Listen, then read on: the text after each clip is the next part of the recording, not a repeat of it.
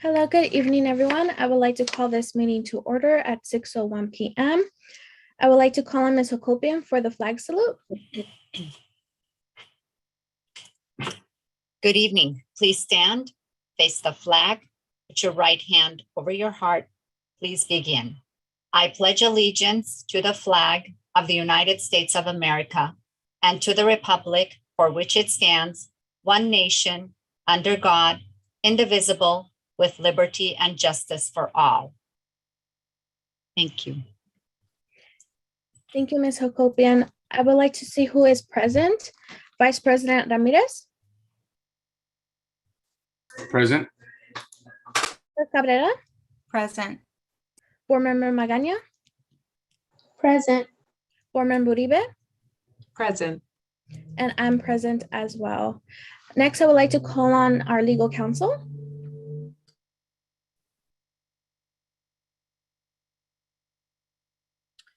Thank you, President Gutierrez. For members of the public who may wish to provide public comment in real time during tonight's meeting, we direct you to the instructions under item number 6 on tonight's agenda. Please ensure to provide public comment at the designated time for public comment by dialing 323-887-7900, extension 2494, or by clicking the raise hand button on the Zoom application, or dial *9 to raise your hand from a phone. If members of the public dial in telephonically and the line is busy or goes straight to voicemail, please hang up and try again. Public speakers may choose but need not identify themselves to the Board of Education. However, if any follow-up may be required, providing contact information is encouraged. Accordingly, members of the public should be prepared to identify themselves, provide contact information, and the agenda matter they wish to address. Further, the board at its discretion may limit the overall time of public comment to no more than 30 minutes or limit the time per speaker to 1 minute for purposes of efficiency to ensure the district can carry on with its business as agendized. In this regard, President Gutierrez, if that transpires during the meeting, it is your discretion to make this determination, and or you can confer with your fellow board members to determine if this is necessary. Again, for further directions and information, please refer to item number 6 on tonight's agenda. Sounds good, legal counsel. Thank you so much. At this time, may I have a motion to approve the minutes? So moved. Is there a second? Second. Thank you. Let's do roll call vote. Vice President Ramirez. Aye. Clerk Cabrera. Aye. Board Member Magaña. Aye.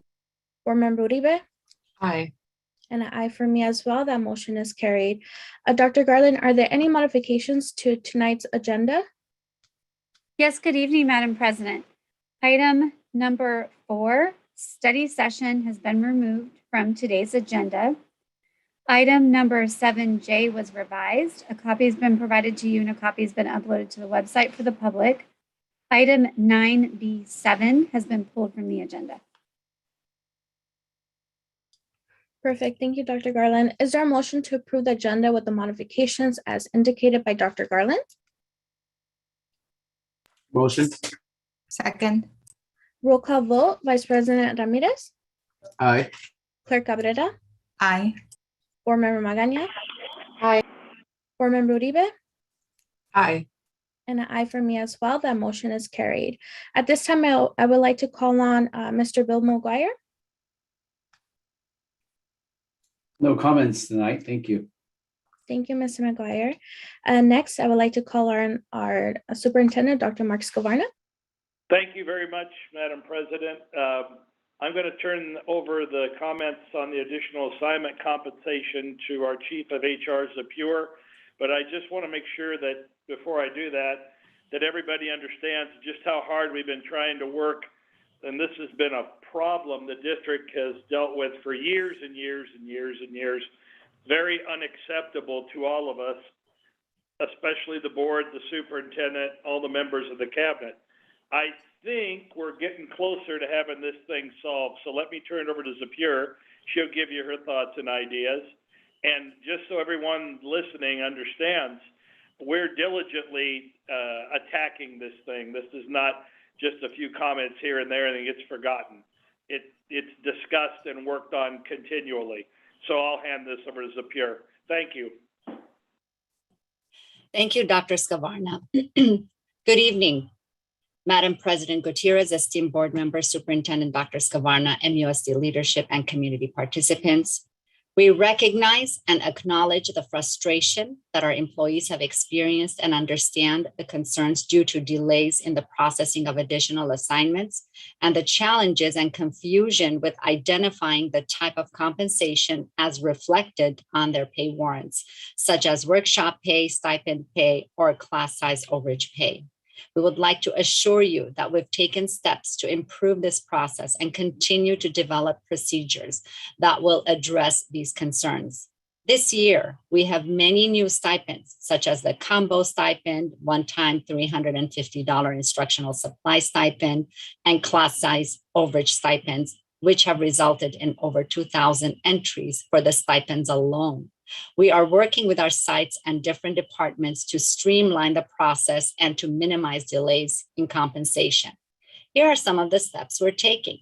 Consulting with LACO regarding any improvement strategies with compensation and pay warrants. Setting up one-time position numbers for all workshops instead of individual position numbers, which can help alleviate delays. Ensuring that additional assignments are board approved before the work starts. Ensuring that additional hours and dates are tracked and time cards are submitted for each respective pay period. Using dates as codes for identifying class size overage compensation. For example, a pay period of November 15 to November 15 on the pay warrant will refer to the overage compensation during the time period of October 16 through November 15. And using earning codes such as lump sum or one-time pay for those one-time stipends instead of the hourly rate that is currently being used.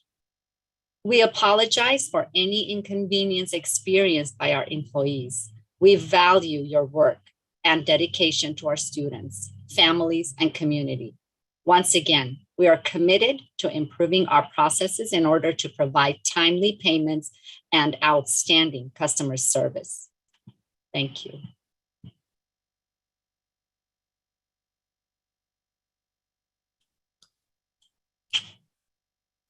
Thank you so much, Dr. Scavarna and Ms. Hakopian, for giving our community and our district more information on compensation. Next, I would like to move on to item number 6, public comment. May I have legal counsel read any public comments? Yes, thank you, President Gutierrez. We do have 2 written public comments. The first one is in Spanish regarding KIPP, apoyo a instalaciones.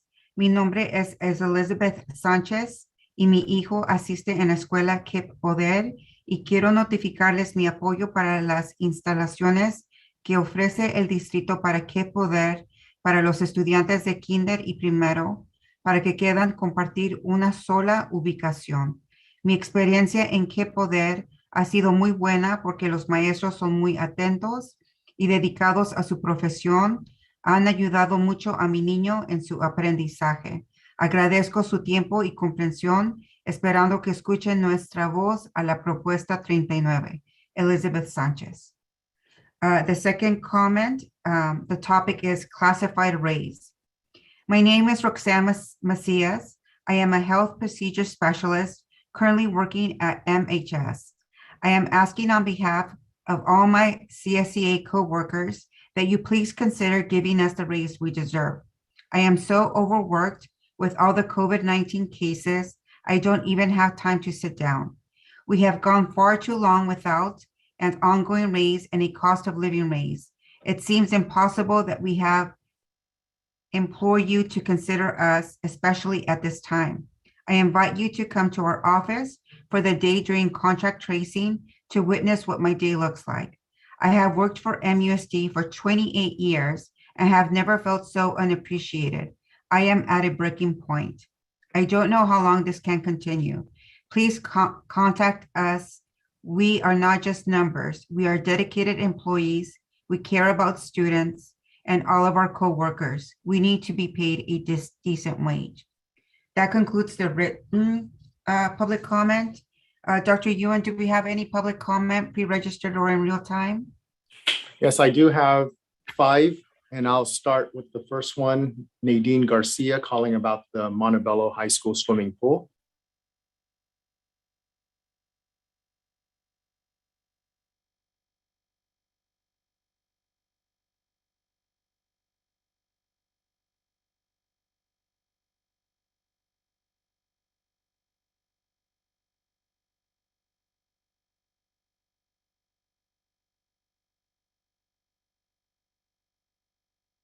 Go ahead, you have 3 minutes. Yes, hi. I was just wondering about the Montebello High School swimming pool. I was wondering when it was going to get fixed. The kids do need it. They're currently traveling from Montebello High School to Montebello Park. So I wanted to know when we can expect that to be taken care of. I do know that the softball team did get their, they got locker rooms, I understand, this year. So I just want to know when they're going to be getting the swimming pool fixed. That's it. Thank you. Thank you. All right, next we have Salvador Orozco calling about the Montebello High swimming pool.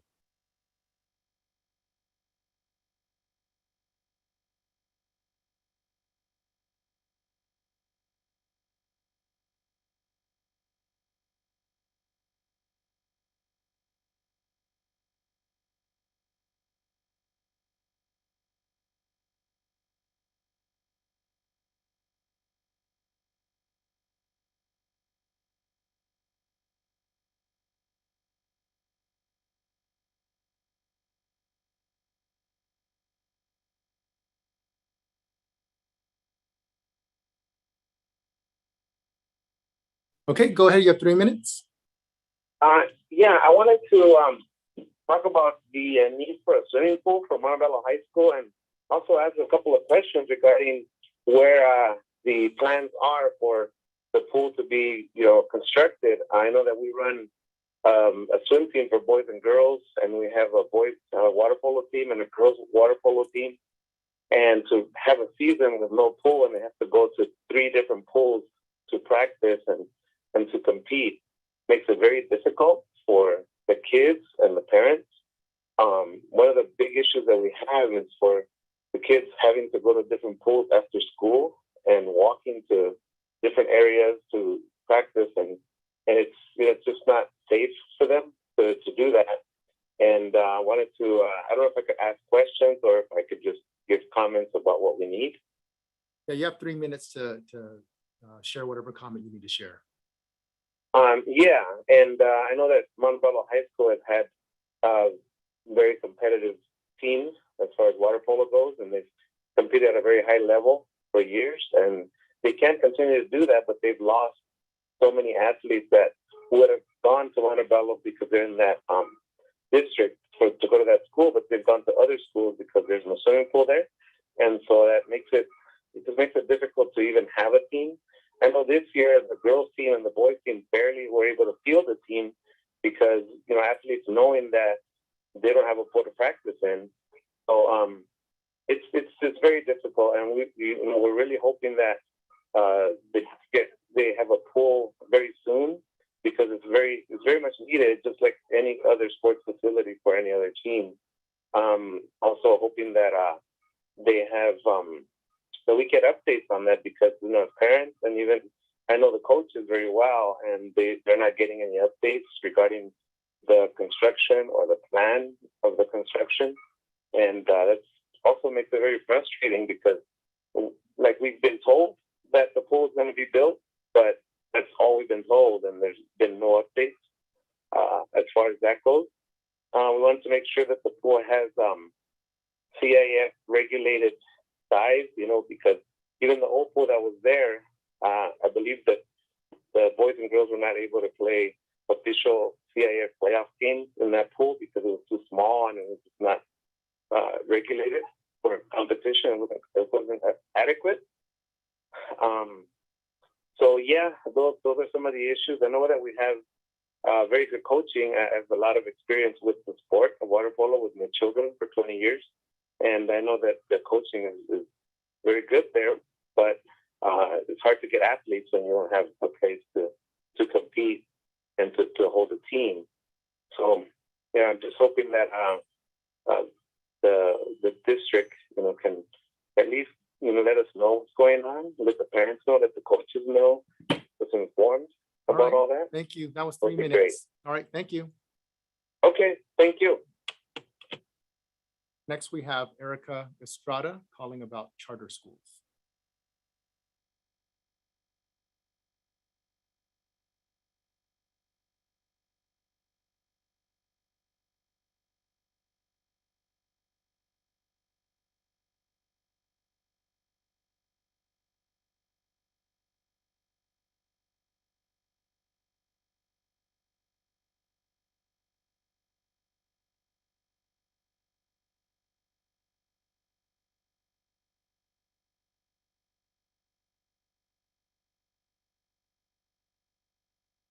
It wasn't going through. I'm going to go to the next one first, and then if Erica is, I think that's her.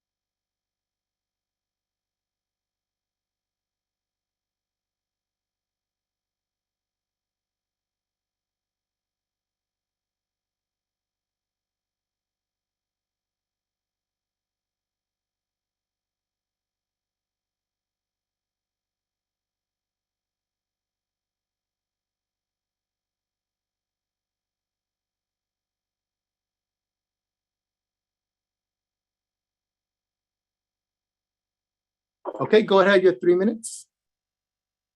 Good evening, President Gutierrez, Board of Education, Superintendent Scarpana, and Executive Cabinet.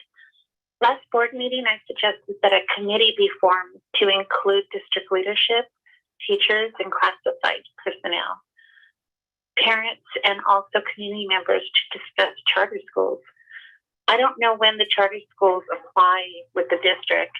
I don't know what the protocol is once a charter school is accepted to the district. And I don't know when charter schools discuss issues, problems, and are extending more charter school classrooms. Wouldn't it be a nice gesture by the district with the direction of the Board of Education to get a conversation going? It would be nice for the district to sit with the teachers at Gascon Elementary to discuss their issues. Since I've been talking to the teachers, at least I do know that the science lab was brought back to the schools. I also know that from talking to the teachers, they are assuming that 4 classrooms are being added to KIPP, and they're expecting 100 more students. They do know that there's some activity in these classrooms that were chosen. So with all of that that's going on, putting people, especially our teachers, in a place where they can trust what our district is doing and discuss how the process happens, and to also see, I'm sure through PRA, if KIPP is paying their bills. So I know that someone in the teachers group is going to be looking into that, but I believe that this would be, again, a great gesture on the Board of Education to give the district direction on how they can sit down with the teachers. I think having an HR meeting to discuss Proposition 39 is unacceptable. So in any event, thanks for bringing back the science lab. at Gascon Elementary School. Have a nice evening, everybody. Bye. All right, I want to try Erica Estrada again. Her topic is charter schools. And if you're online, Ms. Estrada, please raise your hand if the phone doesn't work.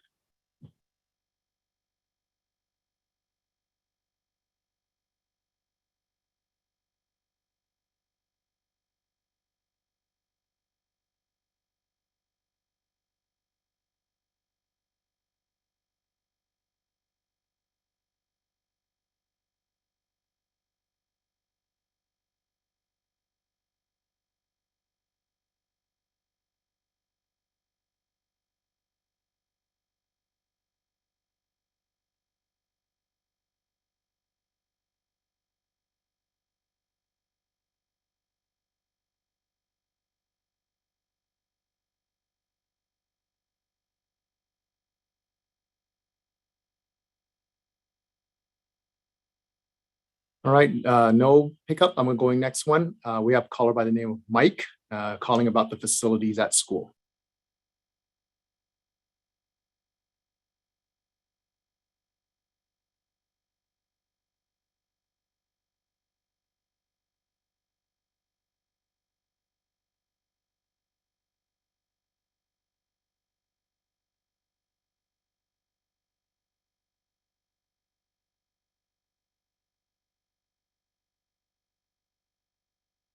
All right, there's a busy tone and I'm not getting through, so we can move on to the Zoom participants.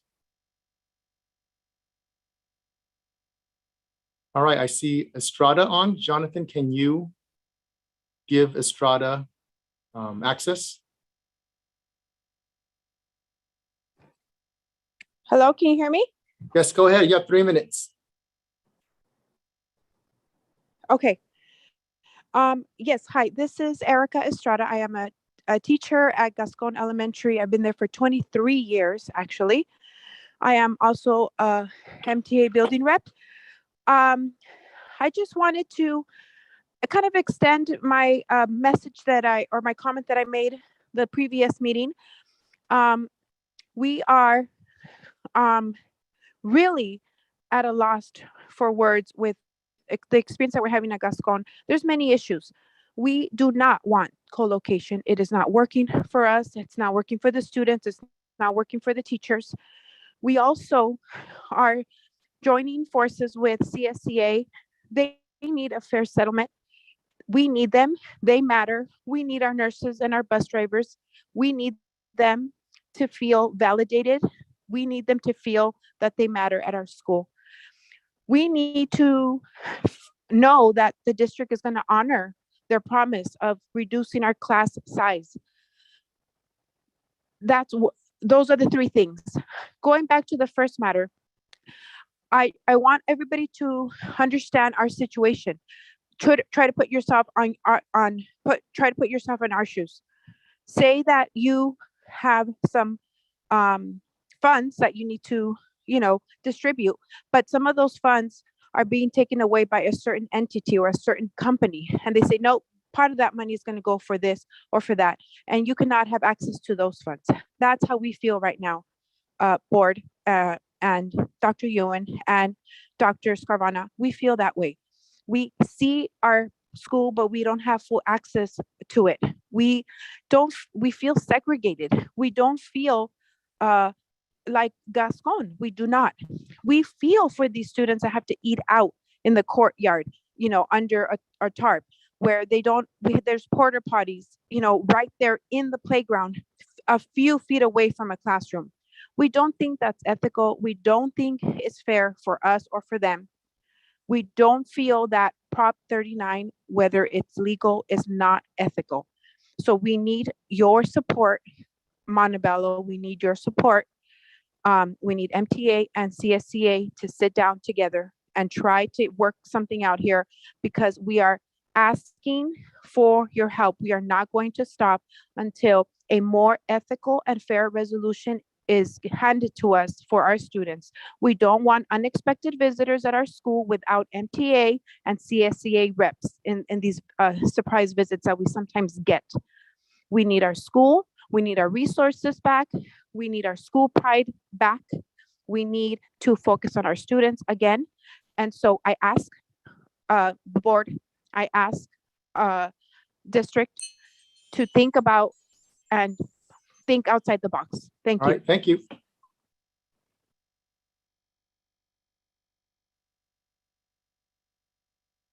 All right, Jonathan, can you just go down the list? The next one is Estolia Abizan.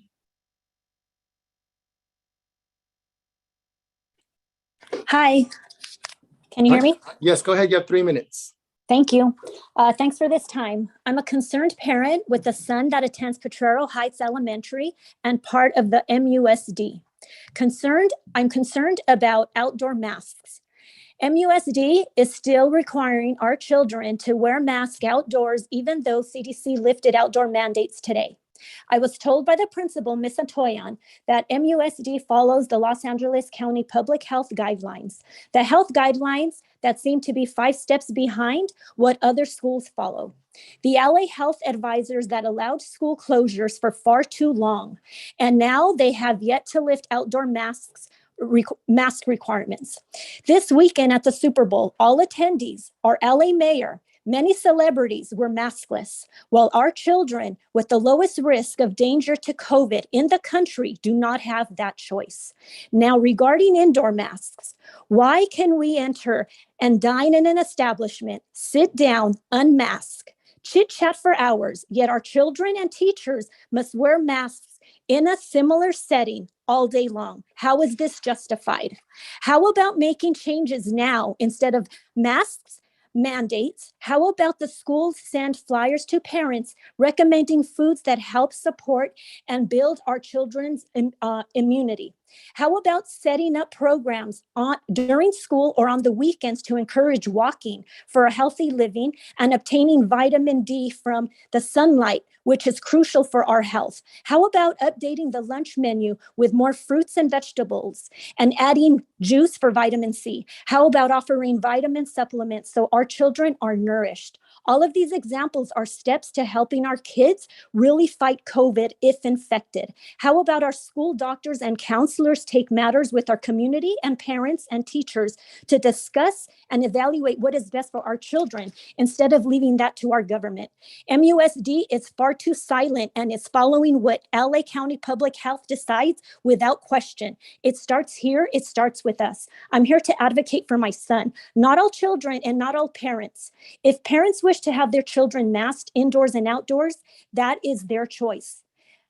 Please allow my family to make the choice for our son. Is that too much to ask? Thank you. That is it. Dr. Yuan, before you continue to the next person, I just want to give a quick update about the guidelines. We still haven't received any updated guidelines.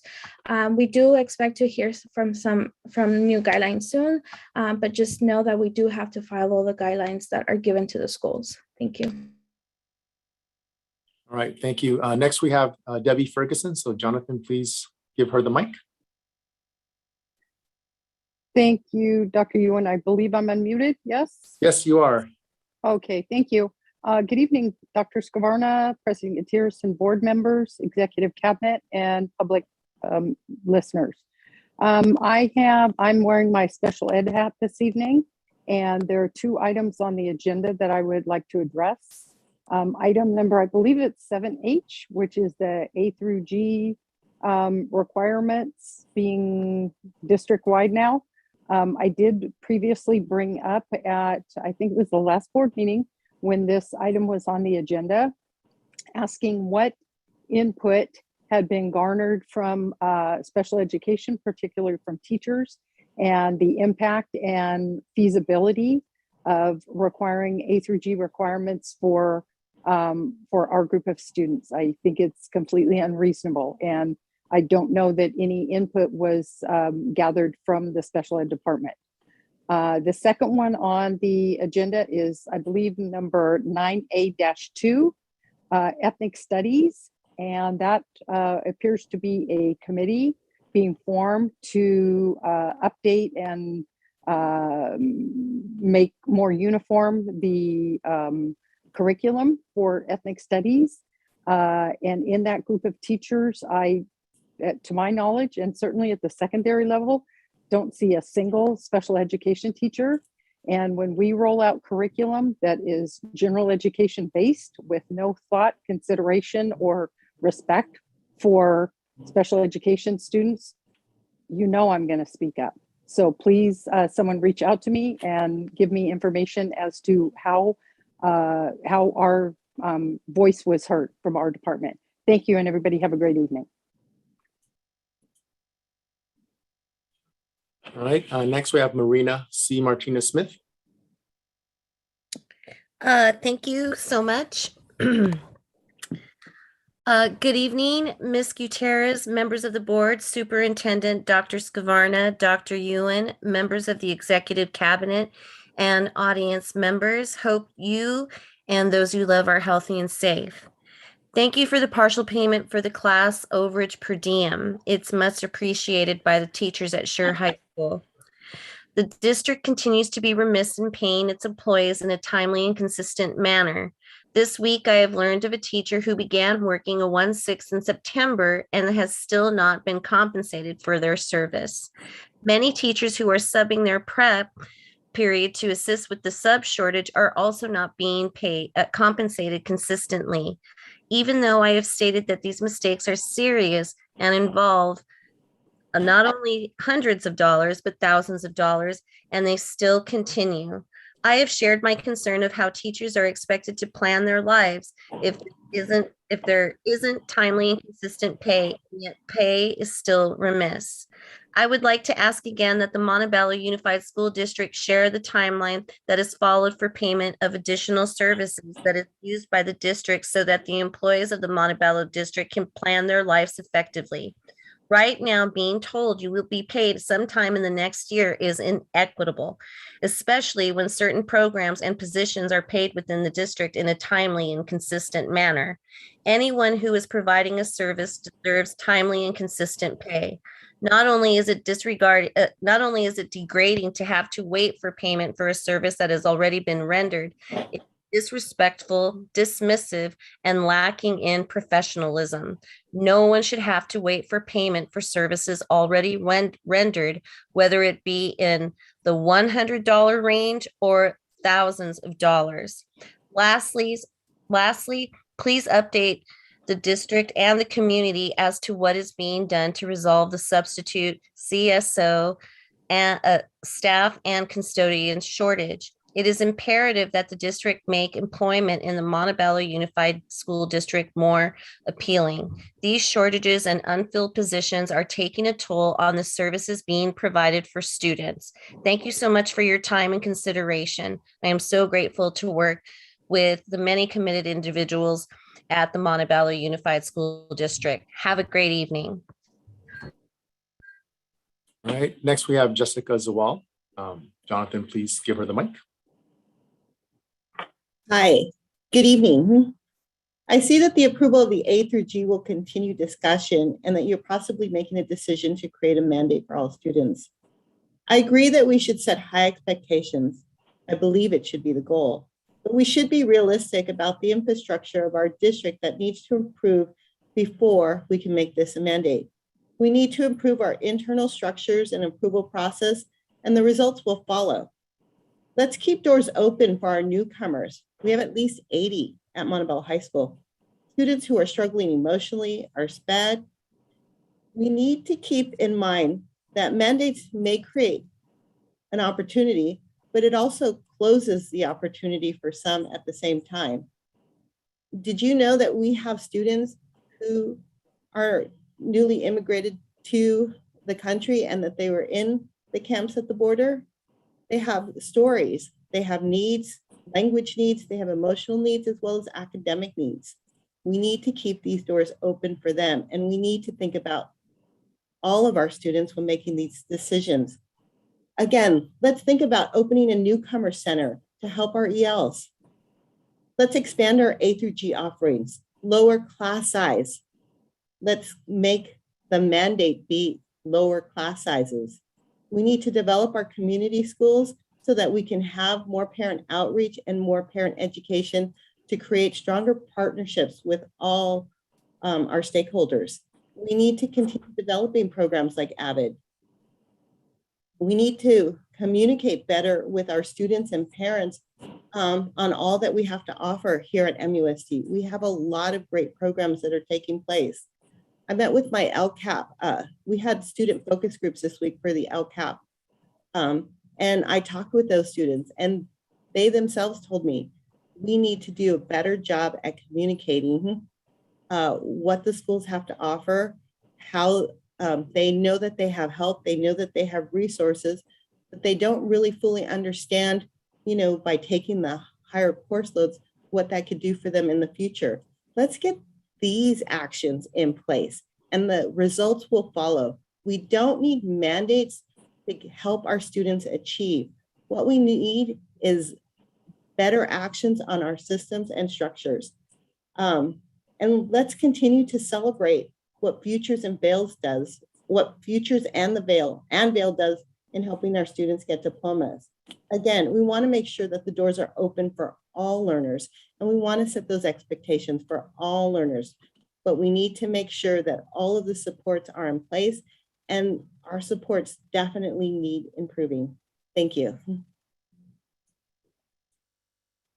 right, Jonathan, next one is Diana Torres. All right, Diana, you have the floor. Yes, hello, can you hear me? Yes, go ahead, you have 3 minutes. Okay, hi, good evening, Madam and Superintendent and board members and community members.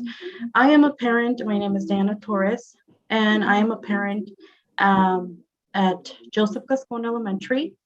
And I have seen lately, it's a lot of chaos outside, dropping and picking up my son. I do see another school, so I just want to know how did this school was approved to be inside my son's school? I was never informed by anybody, so I would like to get more information regarding this. Thank you. All right, then we have Veronica Viramontes. Jonathan, please give her the mic. Good evening, everyone. My name is Veronica Viramontes. I'm calling on behalf of my daughters because I have exhausted every possibility and reached out to everyone. I don't understand why it's going to be okay for KIPP to co-locate in Gascon School, being that during a pandemic, there's already 600 kids in there, and you are going to add 225 plus kids there.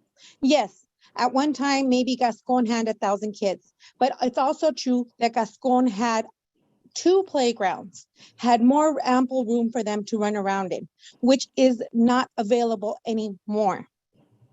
There is a scarcity of janitors, and you're going to use the board approved hours that the janitors got to clear out rooms for KIPP instead of having them clean the classrooms where my daughters are at. My daughters have told me many times, Mom, the bathrooms are bad. This is happening, the cafeteria, this and that. And I'm thinking, the scarcity of janitors that they have now, you're taking those hours that they could be doing the cleaning, not only for my kids and keeping it in a cleanly manner so that this pandemic doesn't, go out of control here, because that's what we need to do. We need to make sure everything is cleaned, and they're going to clean out rooms for KIPP instead. And you're also going to put 800 plus kids in a school where they can't even hold 1 grade level inside the cafeteria. 1 grade level at a time can only eat at the cafeteria. These kids don't even have a cafeteria KIPP. They're eating outside in the rain. They're having snack outside in the cold. They're going to porta potties in the playground. My daughter has to be around those porta potties, and she tells me all the time, Mom, the smell from there is really bad. How healthy is that for my kids to be around porta potties outside? How ethical is that?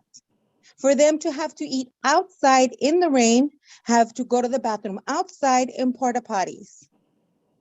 I know that you guys say there is no room anywhere else, but I'm sure Laguna Nueva is an empty school. Why can't we offer KIPP that? Why can't we get them a better place where they're not infringing on other students. This is ridiculous. It's a pandemic and you're gonna have 800 plus kids in a school sharing and co-locating where we're trying to keep them apart. Yes, you're thinking pandemic's coming to an end. No, it's not. We still have not cleared it. We still haven't, phased out Omicron or anything else. And we don't know what's yet to come. The variants that may be coming. We need janitors to clean the school. We need our kids safe. Co-location is not safe. And also the All right, environment. thank you. That's 3 minutes. All right, that concludes. I don't hear any more telephones and I don't see any other hands. So that concludes our public comments. Thank you, Dr. Yuen. I would like to move on to item number 7, discussion and action items. At this time, we are going to consider number 7A, approval of resolution number 18, 2021-2022, California Schools Healthy Air, Plumbing, and Efficiency Program. I would like to call on Mr. Allington. Good evening, Madam President. Thank you. Good evening, board, our Board of Education, our superintendent, our executive cabinet, co-workers, and the community. Tonight, we bring resolution number 18, 2021-2022, the California Schools Healthy Air, Plumbing, and Efficiency Program. The district applied for a grant from the California Energy Commission under the CalShape program to test and assess the district's heating, air conditioning, and ventilation systems at 14 of our district sites. A notice of proposed award has been issued to the district for this assessment and maintenance grant in the amount of $1,000,004. Tonight, we recommend that the Board of Education approves resolution number 18, 2021-2022, California Schools Healthy Air, Plumbing, and Efficiency Program for 14 sites. Thank you, Mr. Allington. That's amazing news. Is there a motion to approve this item? Motion. Is there a second? I'll second it. Let's do roll call vote. Vice President Ramirez, Aye. Clerk Cabrera, Aye. Board Member Magaña. Aye. Board Member Uribe, Aye. and an aye for me as well. That motion is carried. At this time, we are going to consider item 7B, approval resolution number 19, 2021-2022, California Schools Healthy Air, Plumbing, and Efficiency Program at 12 sites. I would like to call on Mr. Allington. Thank you again, Madam President. Tonight, we bring resolution number 19 for 2021-2022, California Schools Healthy Air, Plumbing, and Efficiency Program. The district applied for a grant from the California Energy Commission under the CalShape program to test and assess the district's heating, air conditioning, and ventilation systems at 12 of our sites. A notice of proposed award has been issued to the district for this assessment and maintenance grant in the amount of $1,700,000 plus. Tonight, we recommend that the Board of Education approves resolution number 19, 2021-2022, the California Schools Healthy Air, Plumbing, and Efficiency Program for 12 sites. Thank you, Mr. Allington. Is there a motion to approve this item? So moved. I'll second it. Okay. I heard Board Member Uribe first and Clerk Cabrera as a second. Let's do roll call vote. Vice President Ramirez. Aye. Clerk Cabrera. Aye. Board Member Magaña. Aye. Board Member Uribe. Aye. And an aye for me as well. That motion is carried. Madam President, if I may really quick, just add Yes. a piece of information. So we also applied for a third application for Bandini Elementary School, and we anticipate that we'll probably receive that notice back and be able to bring it to either the March 2nd board meeting for approval or the meeting after. So pretty exciting news happening in our district. Thank you very much. Yes, thank you so much, Mr. Allington. At this time, we are going to consider number 7C, resolution number 20, 2021-2022, authorizing electronic meetings of the governing board of education during a state of emergency pursuant to Government Code Section 54953E. I would like to call on legal counsel. Thank you, President Gutierrez, members of the board, executive cabinet members, and Dr. Scavarna. Before you is resolution number 2021-2022. Before you for consideration to make the determination necessary to invoke AB 361 that would allow this governing board to continue to meet electronically for the next 30 days. As you know, it has been our practice since AB 361 has passed to continue to reaffirm that the emergency continues every 30 days. That is the motion before you for approval. Thank you, legal counsel. Is there a motion to approve this item? Motion. Is there a second? Second. Thank you. Let's do a roll call vote. Vice President Ramirez, Aye. Clerk Cabrera, Aye. Board Member Magaña, Aye. Board Member Uribe, Aye. and an aye for me as well. That motion is carried. At this time, we are going to consider number 7D, approval Montebello Unified School District continuing disclosure annual report. The fiscal year ended June 30th of 2021. I would like to call on Mr. Allington. Thank you again, Madam President.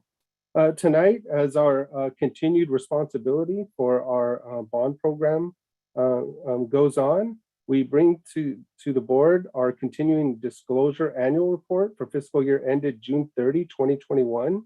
In accordance with the Montebello Unified School District obligations as a bond issuer, it is recommended that the Board of Education approves the required continuing disclosure annual report. This will ensure that the district has fulfilled its obligation under the applicable securities laws. Tonight, we recommend that the Board of Education approves the Montebello Unified School District continuing disclosure annual report for the fiscal year ended June 30, 2021. Thank you, Mr. Allington. Is there a motion to approve this item? So moved. Is there a second? Second. I heard Vice President Ramirez first, correct? Let's do roll call vote. Vice President Ramirez, Aye. Clerk Cabrera, Aye. Board Member Magaña, Aye. Board Member Uribe, Aye. and an aye for me as well. That motion is carried. At this time, we are going to consider item 7D, approval for renewal agreement of municipal advisor and continuing disclosure consultant, Fieldman Rolep and Associates Incorporated, and DBA Applied Best Practices. I would like to call on Mr. Allington. Thank you again, Madam President. Tonight, as part of our continuing bond disclosure process, we bring to the board for approval Fieldman Rolep and Associates. They've served the district as our municipal advisor and continuing disclosure consultant for the last 3 years. With our municipal advisory services, general obligation bonds, certificates of participation, bond anticipation notes, debt and bond issuance, financial planning, debt obligations, as well as reviewing and filing continuing disclosure annual reports. Tonight, I recommend that the Board of Education approves the agreement renewal for Fieldman Rolep and Associates as municipal advisor and continuing disclosure consultant services for general obligation bonds, certificates of participation, bond anticipation notes, debt and bond issuance, financial planning, debt obligations, as well as reviewing and filing continuing disclosure annual reports. Thank you, Mr. Allington. I just want to correct myself. I said 7D, but I believe this item is 7E. Is that correct, Mr. Allington? Yes, Madam President. Okay, is there a motion to approve 7E? Motion. Is there a second? Second. Thank you. Let's do a roll call vote. Vice President Ramirez, Aye. Clerk Cabrera, Aye. Board Member Magaña, Aye. Board Member Uribe, Aye. and an aye for me as well. That motion is carried. At this time, we are going to consider item 7F, ratification of Assembly Bill 1200, AB 1200, public disclosure document regarding the costs associated with the collective bargaining agreement between the Board of Education of Montebello Unified School District, MUSD, and the Montebello Teacher Association, MTA. I would like to call on Mr. Ellingson. Thank you again, Madam President. Tonight, we bring ratification of Assembly Bill 1200, AB 1200, the public disclosure document regarding the costs associated with collective bargaining between our Board of Education and the Montebello Teachers Association. We're happy that the agreement was reached between the Teachers Association and the district. And we recommend that the Board of Education ratifies the AB 1200 public closure document regarding the costs associated with the agreement between the Montebello Unified School District and the Montebello Teachers Association.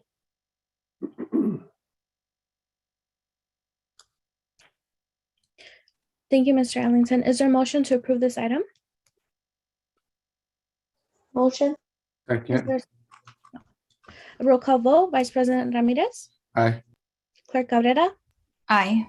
Board Member Magaña, Aye. Board Member Uribe, Aye. and an aye for me as well. That motion is carried. Next, we are going to consider item 7G, ratification of tentative agreement between Montebello Unified School District, MUSD, and Montebello Teacher Association, MTA, for amending the collective bargaining agreement with the district for the school years 2021, 2022, 2022 through 2023, and 2023 through 2024. I would like to call on Ms. Hakopian. Thank you, President Gutierrez. The Montebello Unified School District and Montebello Teachers Association have reached a consensus on a tentative agreement for amending the collective bargaining agreement with the district for the school years 2021-22, 2022-23, and 2023-24. The tentative agreement was ratified by MTA membership with 89% yes vote and is hereby presented for the board's adoption. The tentative agreement shall run from July 1st, 2021 through June 30th, 2024, with reopeners in the 2022-23 and 2023-24 school years on the contract articles as specified in the tentative agreement. As part of the tentative agreement, certificated salary schedules A, L, F, G, adult education, and Head Start shall be increased by 6% for the 21-22 school year, retroactive to July 1st, 2021. We look forward to continued positive and collaborative negotiations with the Montebello Teachers Association. Thank you. Thank you, Ms. Hakopian. I would like to move to approve 7G. Is there a second? Second. Roll call vote. Vice President Ramirez, Aye. Clerk Cabrera, Aye. Board Member Magaña, Aye. Board Member Uribe, Aye. and an aye for me as well. That motion is carried. At this time, we are going to consider item 7H, approval of high school graduation requirements aligned to A through G. I would like to call on Dr. Yuan.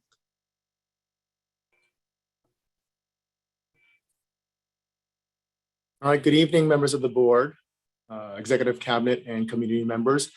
Tonight, we will be presenting a follow-up to the A through G aligned high school graduation requirements. Tonight's presentation is a follow-up to the questions that the board asked at the previous board meeting, where we presented the first presentation. So we're using this time to answer those questions and also provide the board with more opportunity, more responses to your questions. All right, so just to recap, in September 7, 2006, the MUSD Board of Education passed a resolution expecting all students entering sixth grade in the year 2006 will be expected to be ready to access a college preparatory curriculum upon their enrollment in the ninth grade.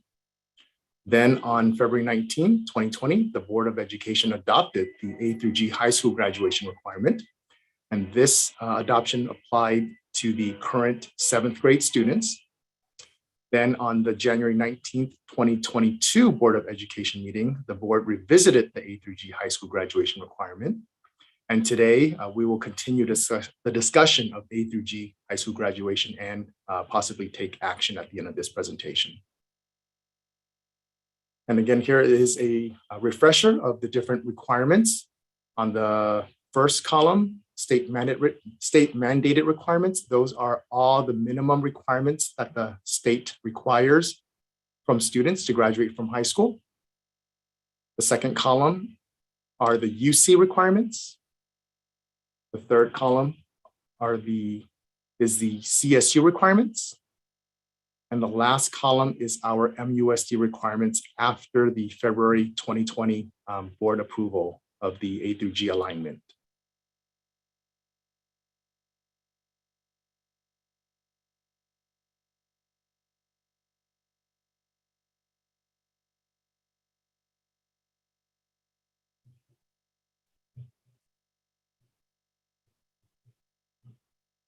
All right.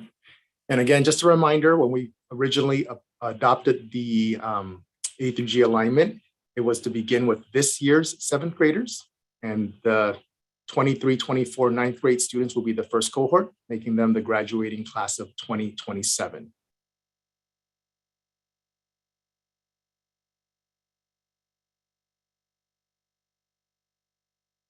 So one of the questions that came up was, what can we do for Algebra 1? So we do have some responses. Immediate solutions include the ALL algebra courses. We also offer credit recovery. We have summer school. We also have a pre-algebra summer school class for our incoming high schoolers. And then we also have after-school tutoring. Some of the more systemic solutions that we have been discussing is really to focus on conceptual understanding at the elementary levels so that they really know how to work with numbers, understand them. We are also developing a summer bridge courses in the transition grades, particularly from grades 2 to 3, 5 to 6, and 8 to 9. Those are some of the most major transitions that students experience, where they encounter new grade levels, new grade level content and expectations, and also different schools. And then we're also in discussion and planning Algebra 1 vertical articulations from elementary all the way to high school.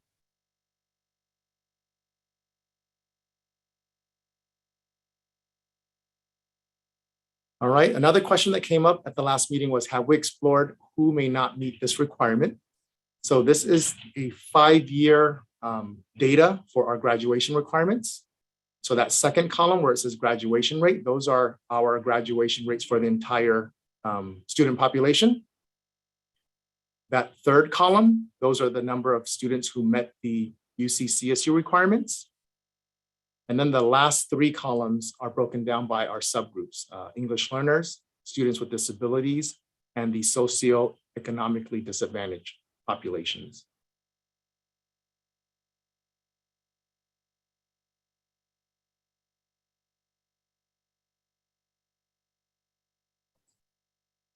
Dr. Yuan, I have a quick question. So as far as breaking it down from the English learners, special ed students, and low SES students, is this the number of students who met A through G, or is this, for example, 62% of English learners graduated 2020, 2021? The 3 subgroups, that's data on graduation rate only. Okay. And the 12% is a student who met the A through G?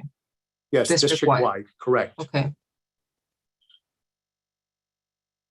Can I ask another question? Yes. The graduation meeting UC Cal State requirements could also be because they weren't being scheduled to align with the A through G requirements, correct? So Yeah, they that wouldn't could have be, been able to. Yes, that could be another reason. So it wouldn't have been just grades, it would have been just scheduling. Yes, that could be one of the reasons.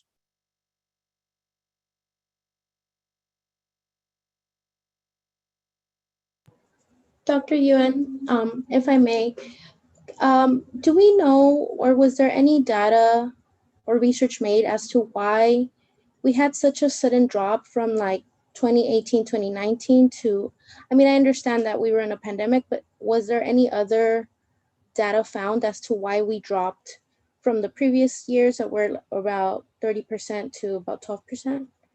Yeah, most of this is attributed to the pandemic. This was actually, this occurred statewide. And if you recall, during the 1920 school year, we did reduce the number of credits that students needed to graduate. And then we also did the same for 2021. So by default, some of the students, benefited from that, and they may not have taken all of the A through G classes that they needed to graduate. So as we lowered the requirements, then less students met the A through G requirements, correct? Yes, because they did not need to take those classes in order to graduate. Understood. Thank you.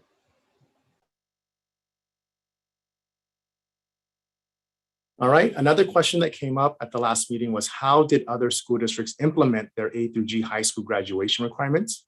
So we did meet with one of our neighbors, Downey Unified School District. They are a district who have the A through G alignment to their graduation, and they require a grade of C or better. So just in some of the major points that they shared with us was they first established this goal of A through G requirement and getting a grade of C or better. They actually broke down their implementation into 3 phases. It's over the course of 8 years. So the first phase was that group of students, that first cohort of students will take the 3 years of math, any math, A through G or non-A through G, just 3 years of math. They would also take the 2 years of foreign language and then the 1 year of visual and performing arts. They're just taking the coursework. Then that second phase, that second cohort of students, they take what they call the critical 15, which is the 15 A through G courses. So again, during the second group, they take the 15 courses and they can pass with a D or higher. And then phase 3 is that last cohort. And this group will take the A through G courses and pass the courses with a grade of C or better. One of the questions we did ask them was, what do you do with students who maybe have special needs or limited language skills, or maybe just can't pass these courses? Downey does offer waivers for students, and this is an internal waiver. And on this waiver, students and parents can sign up and say they waive their A through G course requirement, understanding that when they graduate from high school, they may not be UC CSU eligible, and it may impact their athletic scholarship if some of them have scholarships to universities. So they do allow waivers at the school. One of the things that was very interesting that they shared with us too was that at the crux of all of this, they informed the community and the board that they weren't here to do any harm to students. They were here to raise their rigor, and they felt that by raising the rigor, the students will rise. And at any time during this process, if they see that students were not meeting the standards, they could either pause it, they could stop it, or if they were doing well, they can accelerate it. And just to give you an example, I'll go on to the next slide. This is a visual of their implementation. If you take a look on the bottom with the arrows, the first cohort, as mentioned earlier, they just have to take the 3 years of any math, the 2 years of foreign language, and the 1 year of VAPA. Then that second cohort in the middle, they just have to take the UC approved 15 courses. And that was the year where this cohort is the year where they paused for a year because of the pandemic. So they actually put they paused because they know that last year was difficult. So they're delaying this group's transition to that final cohort. So that final cohort is getting a C or better in all 15 of the A through G classes.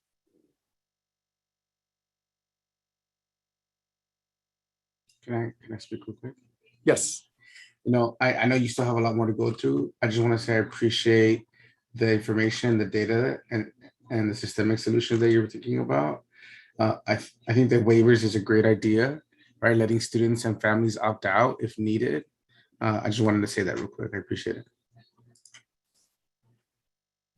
All right, and then we also had a chance to talk to Linwood Unified. They too have A through G alignment with their graduation requirements. They actually started the conversations in the 2010-2011 school year and then immediately implemented this requirement in 2011. One of the things that they did was they removed courses that did not meet the A through G or high school graduation requirements. So students could only choose from courses that were A through G approved.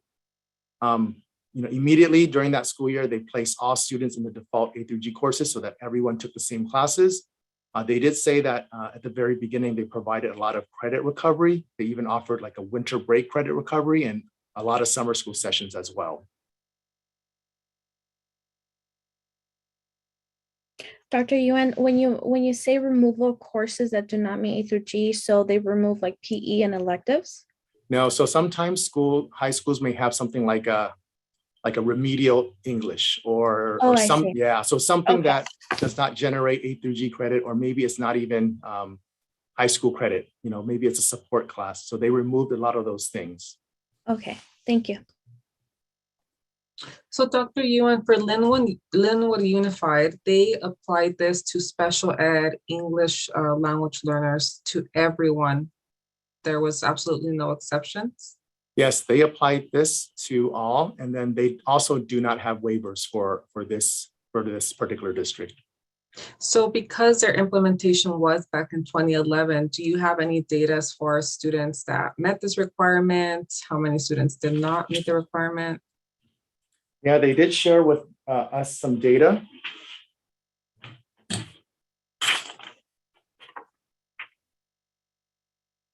And they actually saw strong graduation rates until last year. Those took a dive last year. Just as an example, in 2018, they had 54% graduation. And then 2019, they had 87%. And then in 2020, it dropped to 62%. One of the things that they also shared with us that was very interesting was that because they've been on this track for some time now, their new focus now is getting all students to take at least one class via dual enrollment at their local community college. Wait, did you say 80% for 2019? 87. Wow, that's great.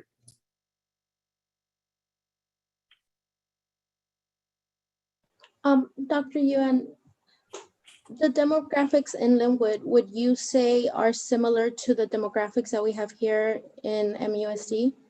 Oh yes, very similar. I think their demographics is probably more similar than to us than Downey even. They're just smaller, but in terms of demographics, it's very similar. Another thing, just to share with you too, one of the other byproducts of them going to A through G is that they saw that the UC and CSU application rates increased as well because students were more prepared and they could apply.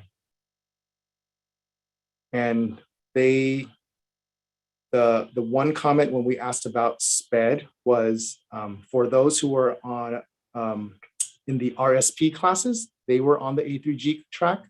And then for the students who were SDC or had more severe needs, they were on the high school completion track.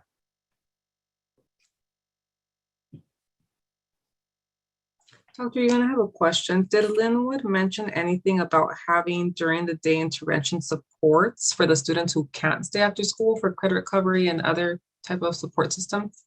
They did. They talked about offering a support class during the day, but they also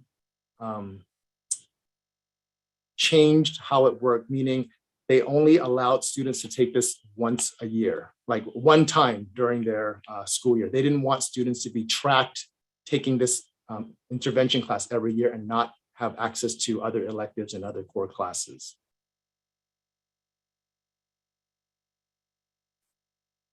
Dr. Yuan, what does that mean, trapped? For example, if a student's struggling in passing English and they need to continue to take it because they're struggling and, you know, every year they're just getting a little better and they're almost making that mark to be able to pass, what happens then? I'm trying to understand what does trap mean?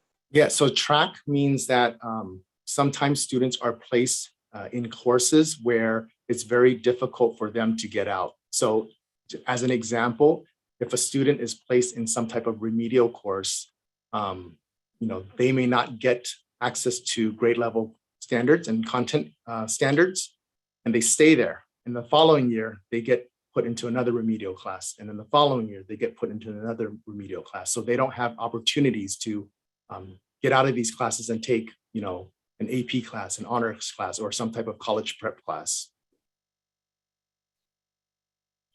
Thank you.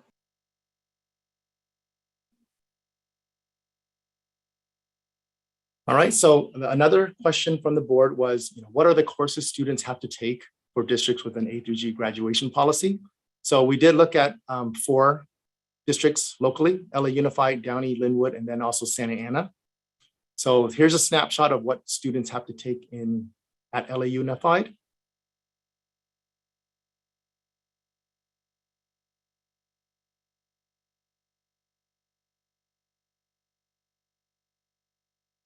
And for LA Unified, they do require that students pass with a grade of D or better. Can you remind me how much bigger LA Unified is? Oh, they're the second largest district in the nation behind New York. So would you say like 10 times bigger? At least.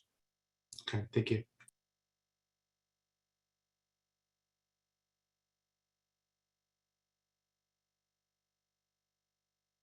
Here's the Downey Unified High School graduation requirements. So again, very similar. The one difference in math is that they use the integrated approach as opposed to the algebra, geometry, algebra 2 coursework. Dr. Yuan, can you explain integrated? Integrated is when math is taught, when the different subjects in math are taught together. It's not delineated by, the subject like algebra, geometry, and algebra 2. It's more grouped by themes so that students learn in an integrated format. And do we see more successful rates when there's integrated courses? It really depends. It really depends. Some districts do and some districts don't. Okay, thank you. And then for Downey, they do require all students pass with a C or better. Dr. Yuan, when you say that all students must pass with the C or better, you also mentioned that there's waivers. So do the waivers just change the requirements as to what classes they take to graduate? Does it also include being able to pass a class from a C to a D? The waivers, so what Downey shared with us is that all students have to at least attempt the A through G track. And if they are struggling or if they don't pass, then the parents can request a waiver. So the waiver waives students from taking A through G classes. So as an example, instead of taking the Math 1 and Math 2, they can take Math 1 and then a different, maybe non-A through G math. But they are still required to pass with a C or better.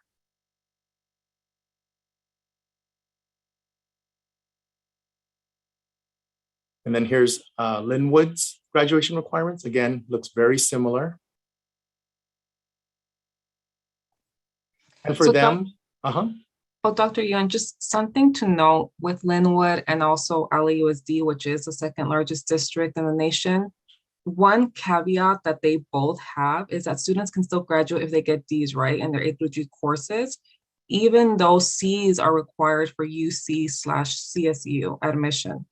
So as we look at this as policymakers, graduation therefore does not necessarily guarantee a college education or a viable career choice. So that's something also important to know because these Ds are not going to get these students into these CSUs or UCs. Is that correct? That is correct. Yeah, Ds are not accepted at CSUs and UCs. One thing that Linwood did share with us is that they encourage kids to get a C, but for kids who get Ds, they encourage them to retake the courses again so that they can earn at least a C or better. Dr. Yuan, what is the GPA point average of a D? 1.0 And then I guess it can go up to like 1.67, 1.83 for like a D plus. So a C is a 2.0 GPA? Yes. Got it. And then here's just another local district that uses A through G, Santa Ana. They're a larger district as well, but as you can see, it's very similar in terms of coursework. And then they have a grade of D or better as well.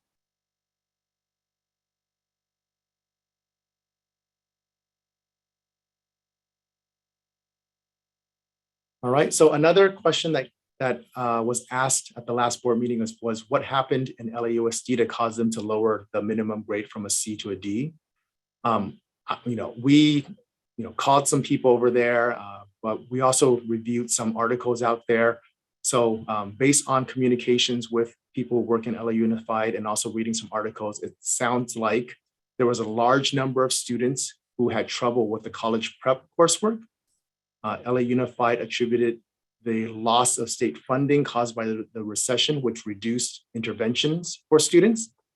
So they had more than 65,000 students enrolled in summer school because they were behind in credit. And because of this mass number of students that did not have the credits, they reduced the minimum grade from a C to a D. Dr. Yuen, this was one of my questions because as we look at the second largest, once again, district in the nation, they attempted what Montebello Unified is trying to attempt, a C initially, and it had to revert that decision back to a D. And just doing my own research, the first class of LA Unified, which was required to have this, was the class of 2016. Class of 2017, 46% met the state's public university requirements, 46%. That's alarming to think of how many students are not getting that diploma. Also 2018, 47.9% met A through G requirement. 2019, only 49% were on track to graduate with C's or better in the A through G completion, meaning that an alarming 51% did not meet the requirements. So even as we look at these rates and we have this conversation this evening, this information is extremely important to keep in mind as we make that decision, because so many students will be impacted either negatively, which from these numbers and the data shows, or will be pretty much a barrier in place, right? And once again, as we look at these Ds are not going to get them into these universities, into CSUs. And you mentioned state funding. So even as we look at California, we rank 30th in the nation per student spending, $14,174, which is below the national average, which is $15,114.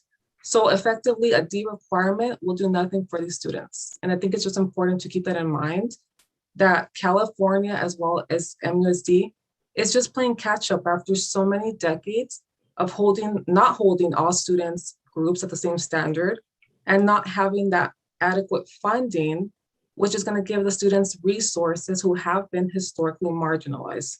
So once again, it's just important information to keep in mind. Thank you.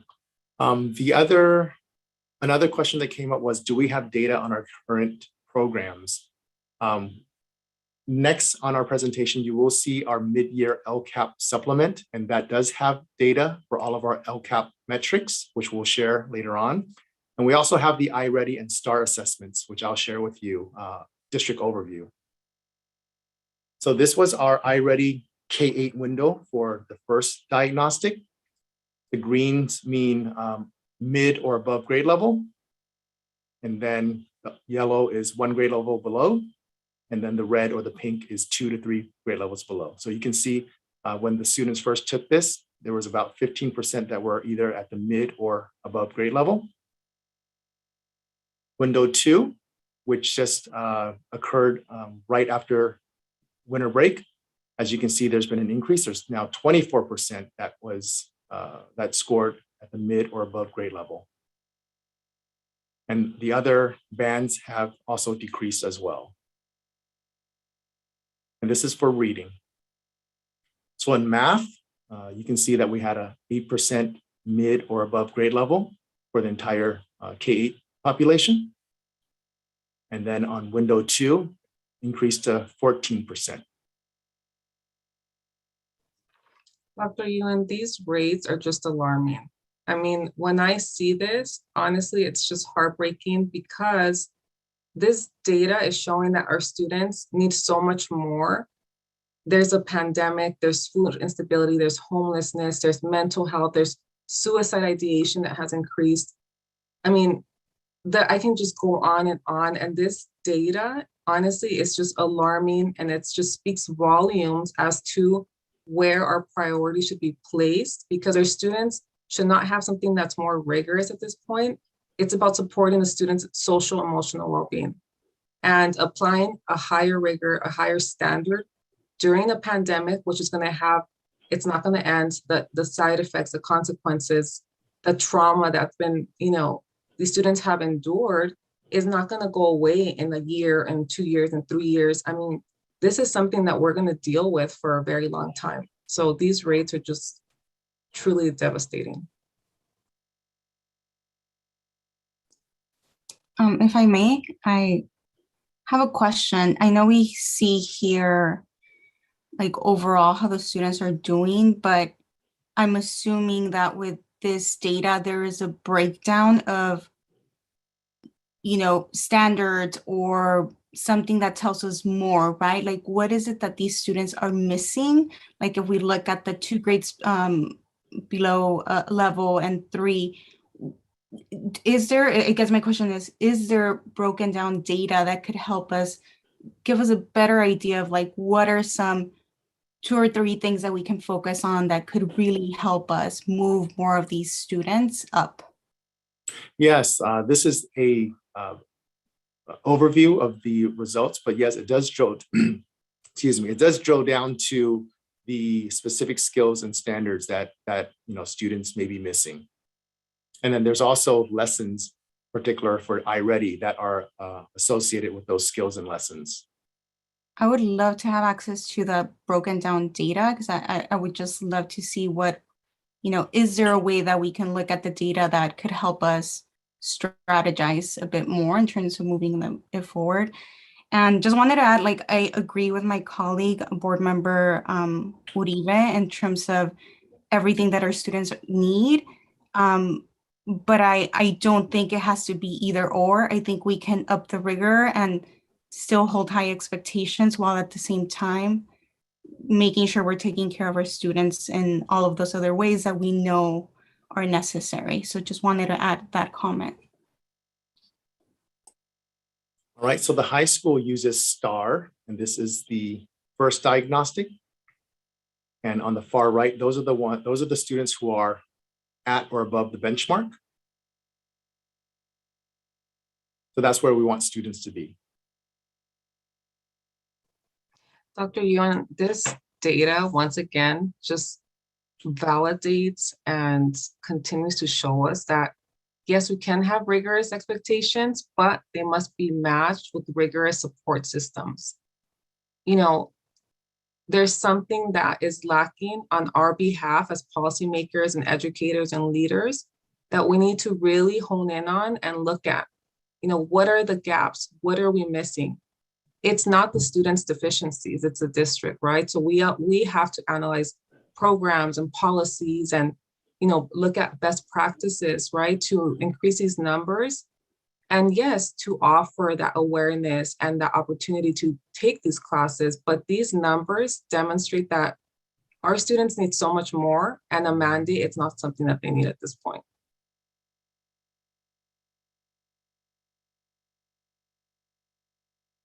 All right, and so diagnostic, thank you. And then diagnostic 1, this is broken down by school.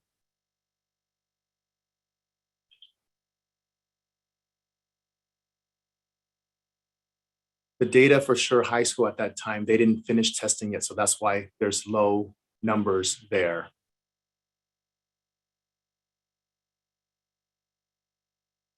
Then here's the math diagnostic.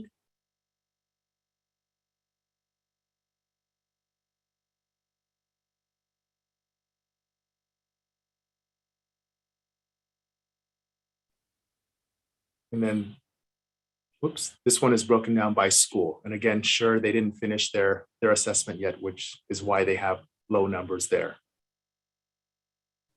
Dr. Yuan, quick question. What's the percentage of students who complete 3 years of math in high school? Do you have that data? I don't have that data with me right now. If you can provide that to the board, I think that would be great, just to keep that in mind as well as we have this conversation. Sure.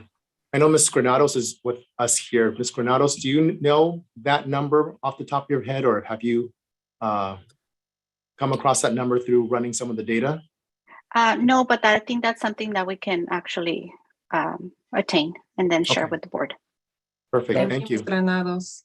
Dr. Yuan, wouldn't it correlate with the graduation rates since our MSD requirements is 3 years minimum? Yeah, it can be. One of the things that we do look for is repeats as well, to see how many kids repeat courses. So we can run a report with that as well. If they repeat a course, does that count towards their 3? Say again? If they repeat a course, does that count as their 3? No. Got it. All right, another question was what resources, supports, and services are available? So we do offer credit recovery, summer school, dual enrollment, AP testing. All of our high schools have college counselors. We do also have the AVID program in all of our high schools. And then adult school is making themselves available for concurrent enrollment for high school students to make up additional credits. And then as early as intermediate school and also in high school, there is A through G information for students and parents.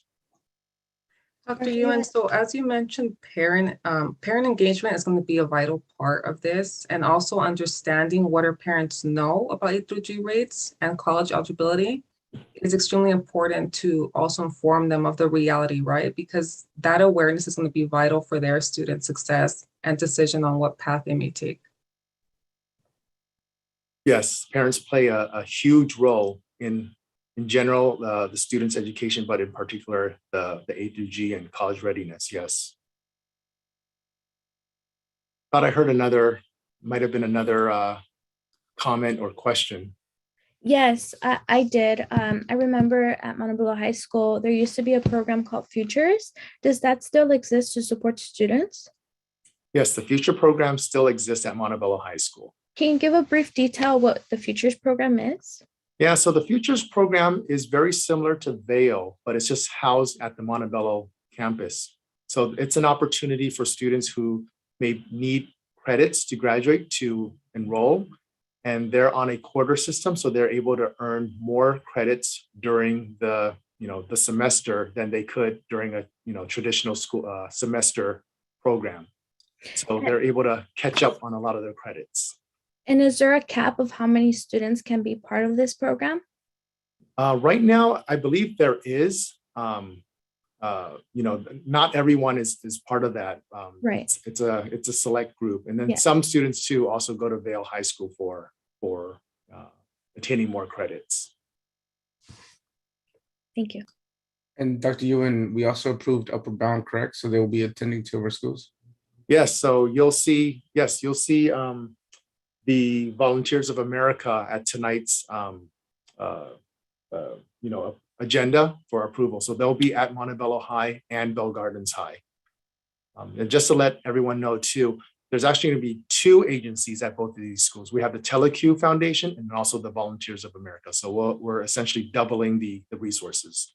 Yes, and these are college success programs to help students get the resources they need in order to qualify for A through Gs, pass their classes, apply for colleges, FAFSA, workshops, and so much more. Go ahead, right. Member Uribe. Yeah, I have a question. Dr. Yuan, how long have we had these programs, like credit recovery, summer school, maybe just kind of like an estimate, dual enrollment, AP testing, AVID? Yeah, so I've been here for close to 3 years, and all of these programs have been available with the exception of adult school. I believe those stopped for a while, but we're trying to incorporate them into the program as a way of providing supports for students. Thank you. And as far as the Futures, I know it's an amazing program. I was also part of the Futures program, and they do need more teachers to support that program, to support the growth, if that's something that the board is interested in supporting, because students like me, just had a great opportunity from having that second opportunity in high school, and having guidance, when you truly needed it. But also another thing to note is that, for example, here we have our support systems. We have these programs. I mean, AVID has been around for a very long time. So has adult school, summer school, credit recovery. And yet we still have these results, these alarming rates, which are unacceptable for our students not being where they should be. Once again, it's not the students, it's the system. So, as we continue this conversation, like I said earlier, rigorous expectations must be matched with rigorous support systems.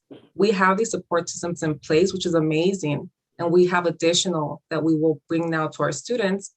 But is this truly going to be a magic wand to say, in 5 years, guess what, students, we're going to go from 20% or 12% A through G completion to 100%. Or are we going to harm the majority of our students by removing that diploma? They will now be vulnerable because they will not have that, and pretty much set up a majority of our students for failure, where they won't be even able to have that diploma. So as we look at this, as we have this conversation, it's important to keep that in mind, because we've had these programs for a very long time, and yet look at the data, look at the students, keep the pandemic in mind. We have Panorama. Dr. Garland, you can talk about the students' social emotional needs, what they're saying. There's so many needs that they're expressing that they need. There's so many priorities. Just making something more rigorous at this moment during the global pandemic is not going to be something that's going to be good for our students. President Gutierrez, if I may. Yes, of course. Go ahead. I think that Board Member Uribe brings up some excellent points. I think that our students are definitely going through a very challenging time. I think socially, emotionally, so many of them have lost loved ones, and it's been quite difficult. And I think that I very much agree that, I wouldn't say that it's the students' fault, because these same students sometimes attend different schools that have different structures and different support systems, and they do really well. A lot of college prep classes. I mean, sometimes we lose students to private schools and different types of schools, and they offer a different structure, and they kind of just rise to the occasion, and they make things happen. And, there they go trying to accomplish their dreams, whatever it may be. I think it definitely will not be a magic wand. I think that there definitely has to be a lot of hard work and dedication into how we go about this. Unfortunately, the way that everything is set up just in our entire country, although we have gone through a pandemic, and although our students are going through these challenges, nobody has decided to lower the requirements for them to be successful. The colleges didn't lower their requirements. Instead, they're looking into raising them. They did get rid of the SATs, and I know that that was in the talks for a while. What's concerning to me also is that, if we don't offer these students the tools that are needed, are they then going to be competitive enough to apply for work or a job and be able to compete with now our neighboring districts of students who were exposed to different curriculum and have been given like bigger tools or better tools for them to succeed? Or even in the military, I think about that and the tests that they have to take and how that determines where they place and what type of future they'll have in the military. I know some of the issues I had in high school, and I would say that I was very much an average student.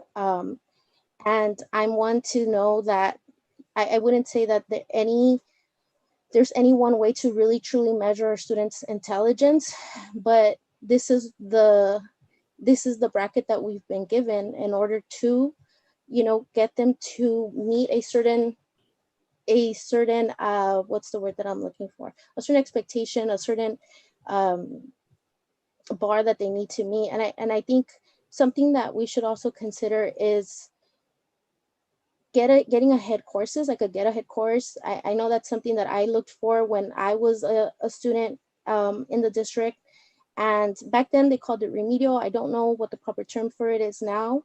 But it was something that I was looking for because I was trying to get ahead to be able to go to a university.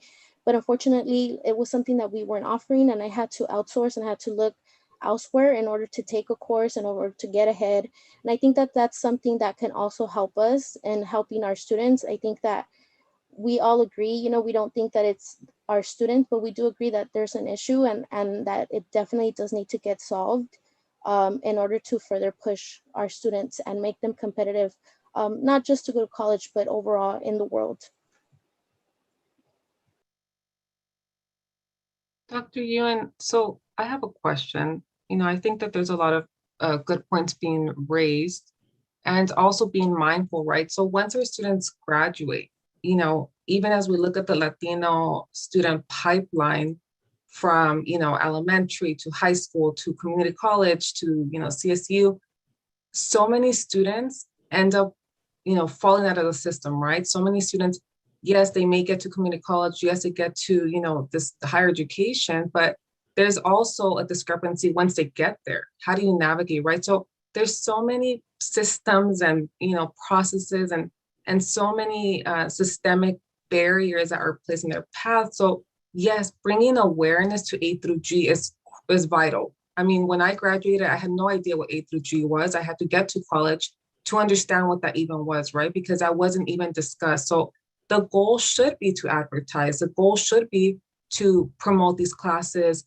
to be more inclusive, to give our students that choice to say, this is your option. These classes will do, you know, A, B, and C for you. This is a choice that you have, not something that we're imposing on them. Because it is important to note that once students get to these higher education institutions, the data shows nationwide, Latino students of color, you know, they don't graduate. The numbers are extremely low compared to students of European descent, Asian students, right? So we have to think as policymakers, what is going on, right? And it's not MUSD. The problem doesn't start with MUSD. The problem is larger. It's a systemic issue. Talk about per student people funding, right? We rank 30th. That has a major impact on what resources our students will receive. Talk about segregation policies that our students of color have endured for decades.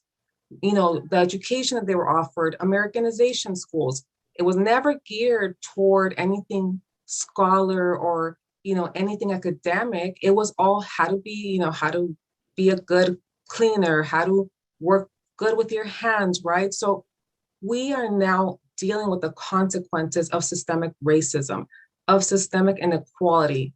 How do we fix that as policymakers is important. So as we look at these programs, this is great because these are programs that historically have not been in place for students of color, which is our district, which is what we serve, right? But it's also not sufficient. There's still something wrong with the system.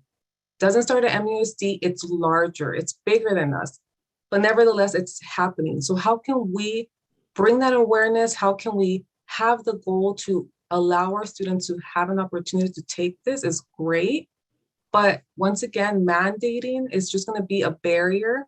For example, SATs, that was something that historically, right, there's been research proven now that it was biased, it was discriminatory, it was, you know, racially biased. So all this is just important to keep in mind. But as I think of A through G, it's important to keep in mind that this will harm our students because the data shows that. Because LAUSD, the second largest district in the nation, did the same thing that we did, and over 50% of their students were not A through G, did not fulfill that requirement. So it's important to keep that in mind because we're setting a standard that the second largest district tried to do, and they had to revert that decision because so many students were harmed. Dr. Ewan, I have a question. I think we're focusing a lot on high school, and I think a lot of these support systems have to be even earlier on. even like middle school years. Do we have any support systems available to our middle schoolers to help them prepare for the transition from middle school to high school, to understand the English, the math transition? Yeah, so our middle school students do have summer school as well. Some of our middle schoolers have access to dual enrollment, although they're not college bearing credit courses. They're more like exploratory. It's still part of ELAC. There are counselors at the middle schools. There's AVID at the middle schools. And they also have after school tutoring, and they have funds to provide for various interventions for students. So it's very similar to high school, just that a lot of the things that they do aren't like credit recovery or bears college credits.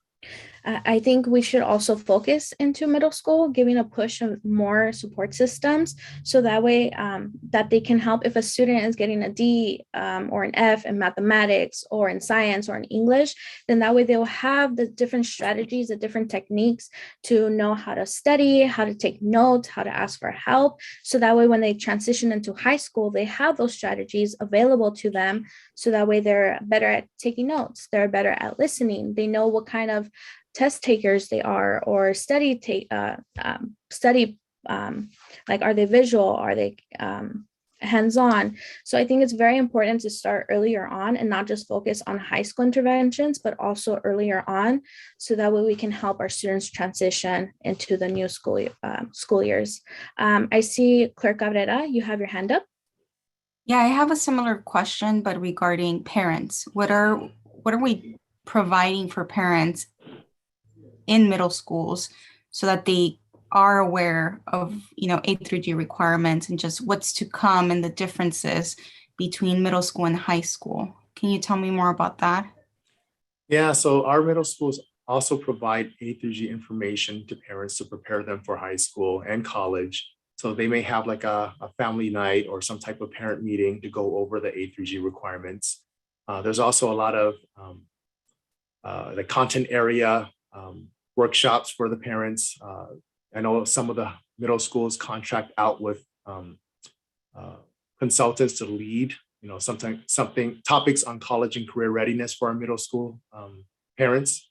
So there's a wide variety of trainings that are available for our parents.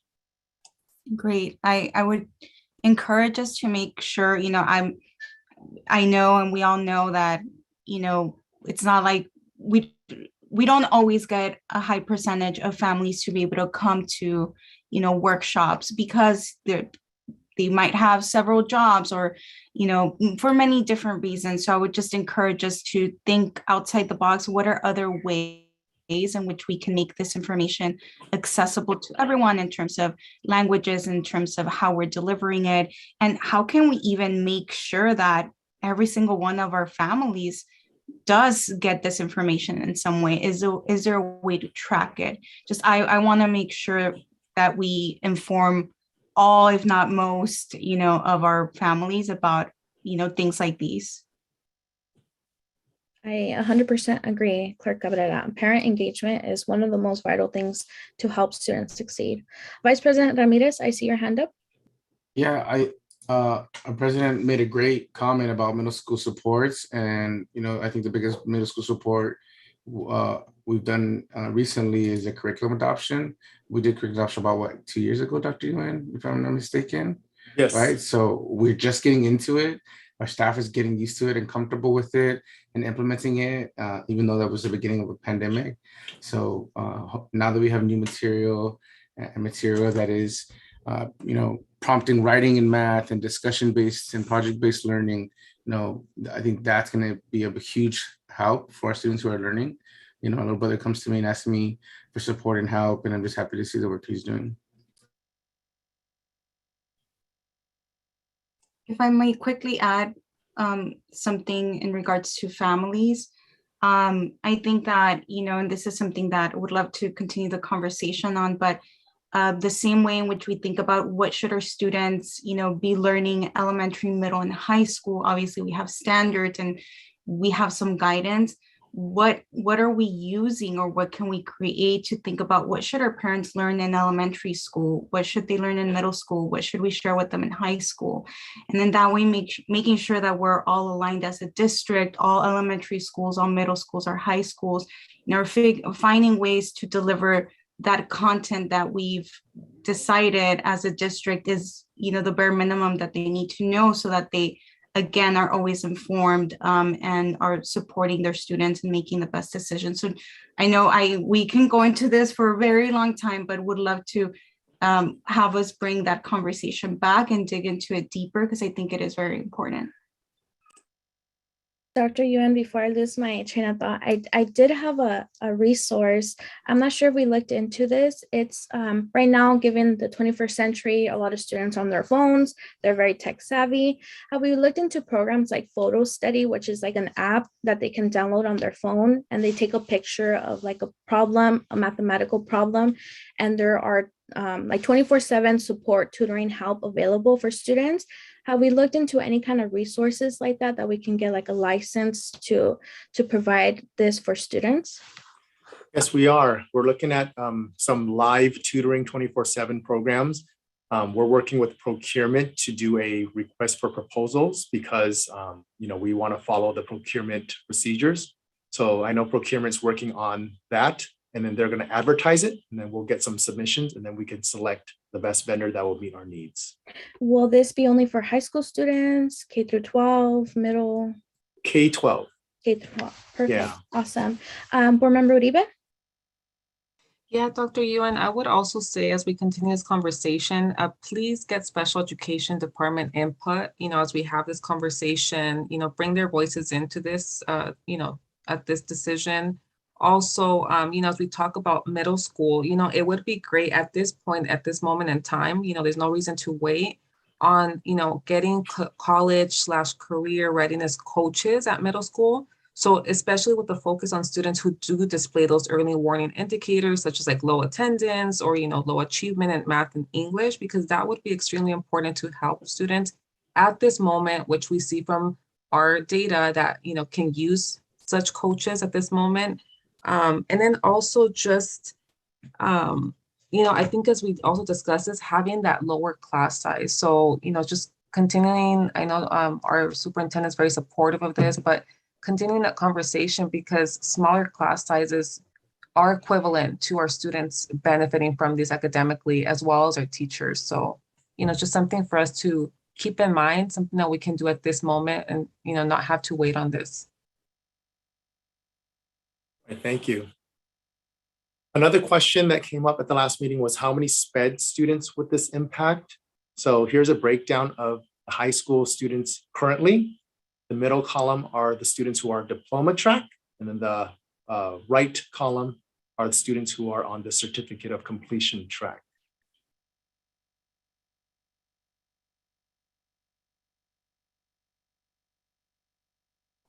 So Dr. Yuan, when say, for example, this would take effect on 5 years, that would be 579 students at that moment that would have to complete the A through G requirement? These are this year. So, I mean, just as an example, it could be the 9th graders coming in. So it would be the 370. Which is a large amount. Thank you. Sure. Clerk Cabrera, I see your hand up. Yeah, and just wanted to, because these are high numbers, but just wanted to ask again, just to double check and make sure, we could decide on a waiver, or there could be a process for individuals in this population who cannot meet those requirements to not have to meet those requirements, correct? Yeah, so it nicely transitions to the next slide. So there already are available waivers through the state and supports for some of our vulnerable groups. So just to give you a summary, so for our foster, our homeless, our military, our migrant and newcomer students, there is an educational code that waives additional coursework for them, meaning if they come to our high schools during the 2nd year, all they have to do is take the state minimum requirements to graduate. There's laws already there supporting these students. For our special education students, the Ed Code does permit the State Board of Education to grant waivers to school districts to waive even Algebra 1. And based on our research, the state often grants these for a number of students who need this. So there is something that's available. And then finally, there's local waivers, much like what Downey Unify uses, just waivers for districts to use that allows them to waive any graduation requirements that are in excess of the state requirements. So there are waivers in place. Some of them needs to be approved by the state, and then some of them are already in law, and then some of them are decided by the district. Vice President Ramirez, I see your hand up. Thank you. And for the our special education students, these are conversations that happen already in their IEP meetings, their annuals. They're constantly having these conversations with families, their teachers, admin, their support systems. And so this is not something that's just, they have to remember it's already a part of their IEP meetings, correct? Correct. And I don't know if Dr. Garland want to add anything to that, but yes, all of this conversation should be in the IEP and it shouldn't be a surprise. Dr. Yuan, quick question. On these waivers, do parents have to give parent consent, or can it be like a school advocate signing off for the student? Wow, that's a very technical question. I'm not sure about that one. Okay. If I may, President Gutierrez, part of it is the IEP team decision too. So there's pieces of this that if it's the state requirement, like for example, the Algebra 1, then that would go into effect. The board would have to take some sort of action. So we're looking at what the steps would be. But as far as graduation requirements, let's say the second year of math, they're going to, the IEP team feels that there's a different math class that they could substitute in instead. They could do that with that IEP team. So there are some technical pieces that are involved. And of course, a parent is a part of an IEP team. So there'd be pieces of that involved as well. So we have to get all the specifics. President Gutierrez, if I may. Oh. Dr. Garland, just for abbreviations, can you say out the whole, what that stands for? Oh, I apologize. It's Individualized Education Program. So every student that is identified in special education has an IEP or an Individualized Education Program. And there's a team that meets to create the goals for the students, to discuss things like the best placement for that student. The psychologist is part of that team, of course, and conducts all the assessments. Every 3 years, there is an assessment that's involved as well, just to reaffirm that the placement is correct and get all of the feedback from everybody in the team.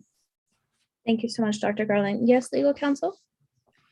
I just wanted to comment on the discussions concerning the waivers, right? So because the A through G requirements are a requirement imposed locally, right? It's not something that we are required to meet. We're only required to meet the minimum state high school requirements. And so in the same form, right, we have that discretion to look into the basis of the waivers, if it's on a case-by-case basis. I believe I heard Dr. Yuan say that the trend typically is that you want the student to make a concerted effort, that the student does have the support systems. And if he or she still is not meeting those A through G requirements, then at that point, typically either the superintendent or the principal can make those determinations if the student and or his or her parent make the application for certain waivers. Typically, what we have noticed is that we do seek parents or guardians to sign off on waivers, because if you are waiving the A through G requirements, obviously it's going to impact their eligibility for these universities, as well as for college sports.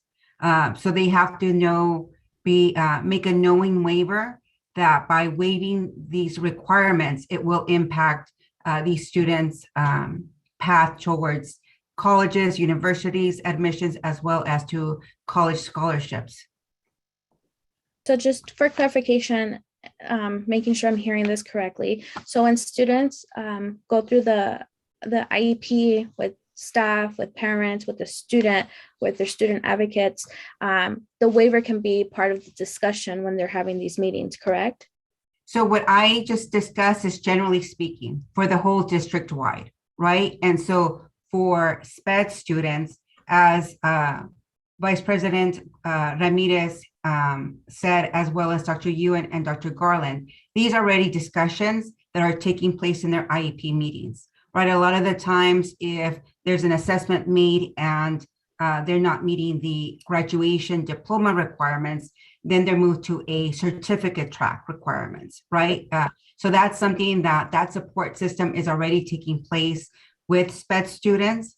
But there are also specific waivers that are specifically applicable to them, including the algebra requirements. But just generally speaking, in terms of the waivers that we have been discussing, especially including those that Downey has, that Linwood has, those are things that could be looked into, including amending our board policies to implement something like that, if that's something that the board would want to explore. Thank you, legal counsel. All right, and then just some other research in looking at other districts. So some alternative amendments include modifying the passing grade from a C to a D. Other districts lower the number of credits required for graduation. So instead of maybe 220, maybe it's 200 or 190. And then finally, a waiver for parents to opt out of the A through G requirements for their children. So those are some of the most common, amendments that we've seen with school districts. One of the things that I do want to mention again is that we do have this A through G completion improvement grant. We did share with this with you at the last meeting. And basically the state is providing funds to school districts to provide additional supports for students to graduate from high school with A through G eligibility. And these funds can be used for professional learning. It can be used for developing plans and also tutoring students. It can be increasing the number of classes we offer to help students satisfy A through G. And it also can pay for advanced placement fees. So when we first presented this to you, we didn't have an estimation that we were getting from the state, but now we do. So it's going to be close to about 2.2 million allocated to MUSD. This number might fluctuate a little once they finalize it, but 1.6 of that will go to A through G access, meaning expanding the number of courses we offer. And then about 800,000 will be used for learning loss mitigation. So these are for students who maybe are credit deficient and they need the opportunity to make up those credits. So we do have 2.2, a little bit over 2.2 million to support this, and it's spread over, we have 5 years to spend these funds. Dr. Ewan, just for clarification, these funds will be given to districts regardless of mandates, or is this going to be based off of mandates? These funds will be given regardless. Okay, thank you. All right, and then so that concludes the questions that the board had asked at the previous meeting and our responses. And at this time, I just want to share with you the 4 different options that we presented and give the board additional opportunity to have additional discourse or conversations about this topic. One of the options is to continue with the current A through G aligned high school graduation requirements that were board approved at the February 19, 2020 Board of Education meeting. The second option would be to modify the current A through G aligned high school graduation requirements that were board approved at the February 19, 2020 Board of Education meeting. The third option would be to repeal the current A through G aligned high school graduation requirements and then revert back to the requirements that were in place before the February 19, 2020 Board of Education meeting. And the last option is, directing staff to research other ideas or other alternatives and bring back for another discussion. So at this time, I'd like to just hand it back over to the board to, again, engage in any other further discourse, provide any additional comments, and we're here to answer any questions too. Thank you so much, Dr. Yuan. I really love this presentation, really great and useful data. I do see Vice President Ramirez, you have your hand up. Thank you so much. Yeah, again, I just really want to say I appreciate the thoroughness. We know that this topic really has a big impact on so many people in our district. And so having all this data and having all this information and comparing with Downey and Littlewood and really having this in-depth conversation was really important. And I'm glad that we're having that. For me personally, I think having a modified A through G with a waiver like Downey and allowing our SPED students to have, a waiver that fits their needs and having our students have a waiver to move back to these original requirements, I think are great. I think, I'm more of an option 2 person. I think leaving it at a C, allowing students to opt out with their families, with conversations with families is a good way to move. For not doing this, I feel like we're staying in our old ways that we've been doing for so long, and we know we haven't been successful with them in terms of getting our students to college and getting them through college and persisting. So that's kind of where my mind is at. I just want to throw that out there. And so thank you so much again, Dr. Yuan. Dr. Yuan, if I may, what are your thoughts? I mean, you sat down with these different districts. You're an expert in this field. You sat with different experts. What are your thoughts?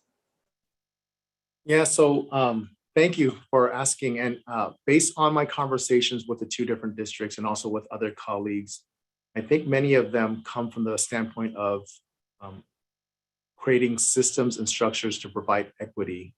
And what we mean by that is that once the students set foot onto a high school campus, there's no more funneling through certain programs or certain paths. Everyone has the same opportunity to take classes to become A through G ready or college and career ready. And it just takes a lot of the funneling or subjective, interpretations or even, perceptions of certain students, whether or not they can do well in schools. So that's what I've been hearing a lot from some of these school leaders in these districts, is that it was all done for to level the playing field so that everyone has the same opportunity. The other thing that I've also heard too that was important is it's about raising the rigor, raising the expectations. And many times when expectations and rigors is raised, students will rise to that. They adapt to it. They learn from it. They move forward toward it. So that's the other thing. And for me personally, I feel that the standards in the higher education are increasing. They're coming up with alternative methods now to gauge students. I've been reading articles.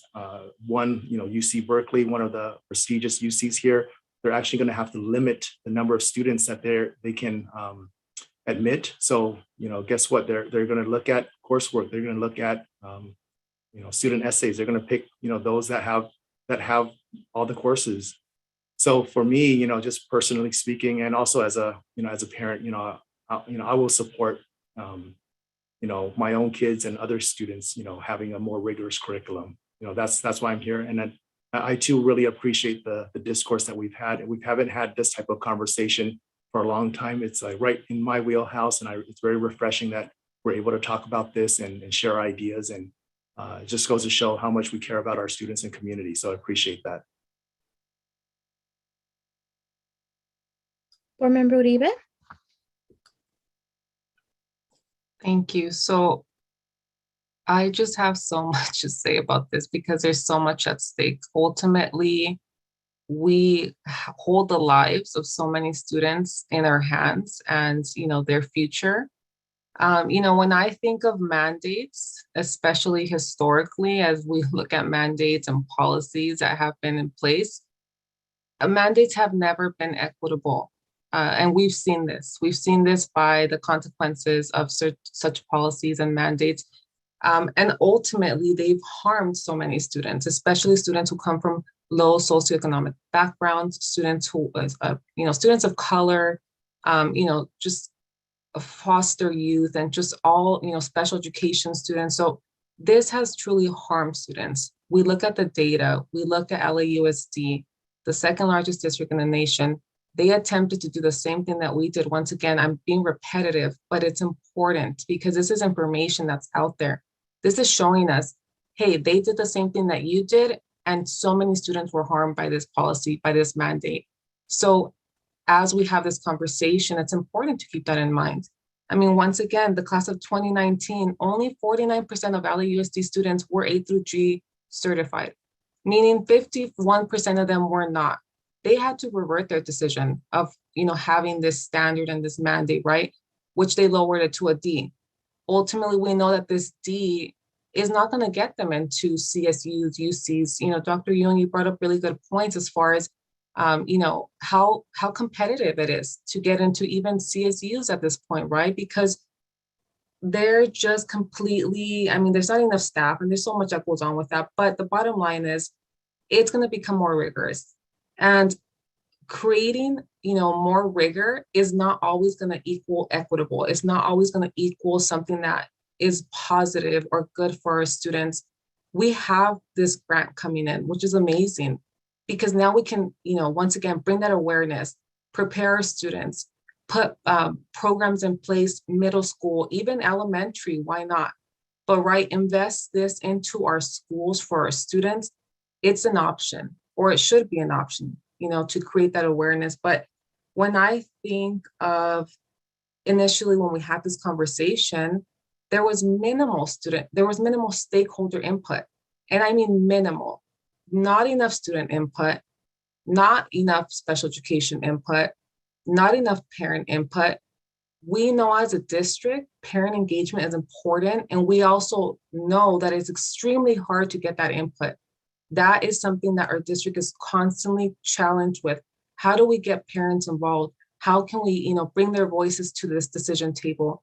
And it's a challenge where we don't know, we don't know how to get that because there's so many outside forces, that they also have to deal with. But keeping all this in mind, it's important just to think of, yes, college should be the goal. College should be the standard, but it should be a choice. It shouldn't be a mandate because a mandate is not equitable. And because of the minimal stakeholder input, I would say option 3, because of the fact that we do not have, maybe put it to a pause, get that stakeholder input. Let's be more intentional. Let's try different practices, get that input, and then bring this back, because this is not going to be our future. This is their future. Over 23,000 students. And we did not have close to, I wouldn't even say 5 to 10% of our student input, parent input. So, I would opt for option 3 because we do not have enough information from our students who will be the ones having to meet the standard. Thank you, Clerk Cabrera. Yeah, just wanted to share my thoughts. I believe in high expectations and being equitable too. And I think that, believing that our students can meet these high expectations. And, I agree with Board Member Uribe. If we need to provide the resources, we need to provide what's going to be needed to get our students there. And I also highly believe in that. I'm leaning toward option 2. And what I'm thinking is, setting up the students so that when they come into our high schools, they're going to go into completing A through G and providing a waiver so that if families decide that that is not the path that they want for their students, that there is that choice. I also believe in choice and in options. And with that, even if this waiver exists, we know that we need to make sure that our families and our students know about this, right? So that it can be truly an option or a choice for them. So we would have to come up with a plan, outreach plan, or, some sort of plan in making sure that our students and our families know about this waiver. So that's currently where I stand. Thank you. I would also like to put in where I stand.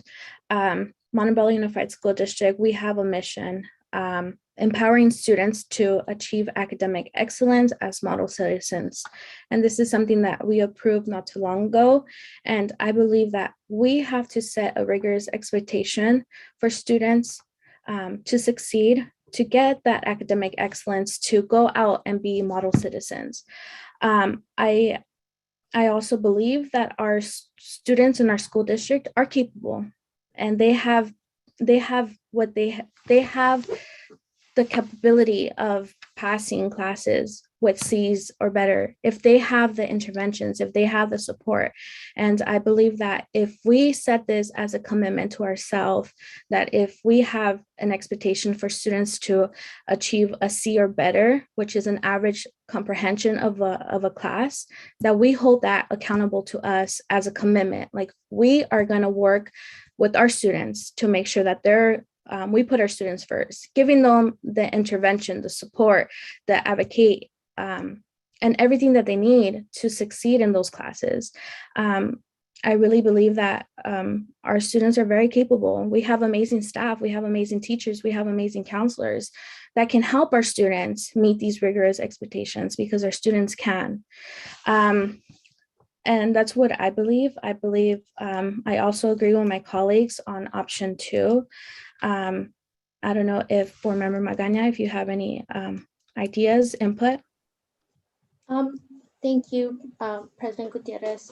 I think everyone brings excellent points. I think, and I really do appreciate this presentation and all the information. I also tried to do my homework by sitting with our director of special education, with speaking to Dr. Ewan, speaking to Dr. Garland, and sitting with council, and just trying to figure out solutions to some of the challenges that we may have in the future. I think, to me, something that really stood out to me, and I don't remember if it's Linwood or Downey, where the graduation rate went up to 89%. That was very impressive to me. And, I think it goes to show what some of my colleagues are expressing, that when you challenge these students and you raise the bar, they do rise to the occasion. And that's not to say that my colleague, Board Member Uribe, doesn't have excellent points. She does. I am in agreement in that our students are going through difficult times, and they are going through challenges, and that we do live in a society that has historically made everything a lot more challenging for our communities or people of color. But the truth is that until this nation changes, and until the system changes of what they expect our students to be or where they expect them to be, we need to prepare them to be competitive. Whether, I'm not one to say that college is the only path to success. I often preach that I cannot define success for any of our students, because everyone has a different definition of what their success is, whether it be a high-ranking member of the military or an excellent employee or an entrepreneur. The truth is that they will have to have the tools to be able to fill out a proper application, to have the proper knowledge of how to do math, or simply, what vocabulary words to use when doing an interview. And with that said, I think some things to consider is that I would really like, and moving forward, if this is what we're doing, I would really like for some of the things that my colleagues brought up. Board Clerk Cabrera said that, it's very important to bring our parents into this. I agree 100%. I've seen in other schools that parent involvement is key, or guardian involvement. It's very, very important. And I think that's something that we can start with, is even with our elementary schools, and reminding again during middle school of, like, some type of a catalog, some type of a plan. What does this mean, and what do you want for your student? And then the fact that we have these state waivers, I think really helps, problem solve a lot of the challenges that we may have. I think that I would also like, as we create this system, that we get updated often as to how it's looking, and how things are working out. And, if something ever needs to be revisited, then we can always do that. So with all of that in mind, I'm in agreement in that, just like Downey High School and our surrounding districts have stepped up to the plate, I think option 2 is also something that I think is a good idea for our district. Thank you, Vice President Ramirez. No, President Gutierrez, now that everybody's picked one, is it okay if I make a motion? I don't know if anybody needs to keep going. Yes, of course. I was going to ask you if you wanted to make a motion. I see one member wants to speak. I don't want to make a motion before everybody goes. Yes, I just have a quick question. So Dr. Ewan, before we vote, as we looked at the data, for example, for Linwood, and even as we think of data and the way it's disaggregated or the way data is presented, we also have to be mindful, right? Because when we see those numbers for Linwood, and I have a question, did that count only those who graduated? Because this is sometimes what, how data is presented, only students that are graduated are factored in, and the percentage of those who, don't are left out, which now, makes that data inflated. So do you know that? What was shared with us was exactly those numbers. So they shared with us that in 2019, they had an 87% graduation. Yeah, so, similar to ALLY-USD, as I was looking at their data, the graduation data for 2018, 2019. So their numbers look a little, 49% were meeting the UC, CSU, 22% were not graduating, but the reality is in that data, only the students that are graduating are being factored in.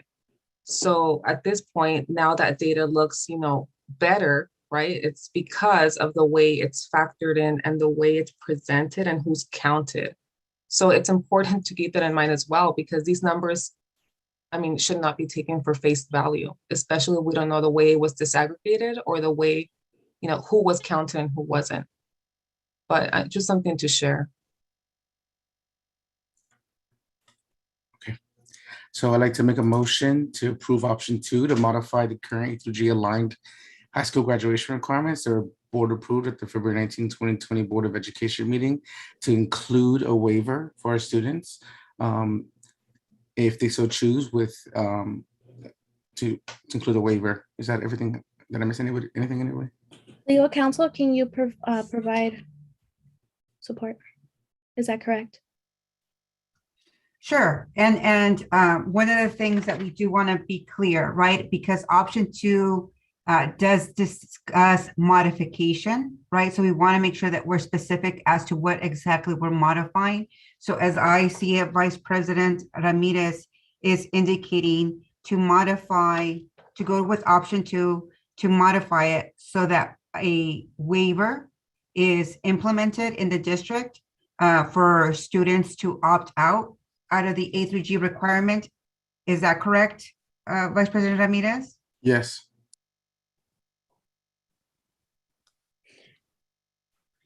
And I don't know if we've been talking about different waivers. Is it your motion to explore all waivers or just to opt out through A through G requirements? What I was only referring to local waivers because I Sure. assumed that the state waivers were automatic. Correct. Is And that that's a true, different, Dr. Ewan? Yes, because the other waivers are already either in law or there's a process for them.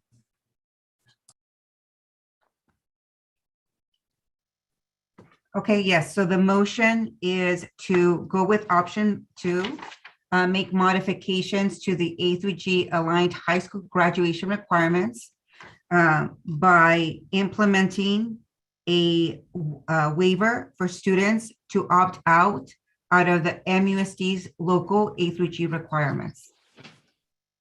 Is there a second? Second. Let's do roll call vote. Vice President Ramirez, Aye. Clerk Cabrera, Aye. Board Member Magaña, Aye. Board Member Uribe. So I'm going to abstain just because I do not believe that rigorous expectations have been met with rigorous support systems at this moment on behalf of our district.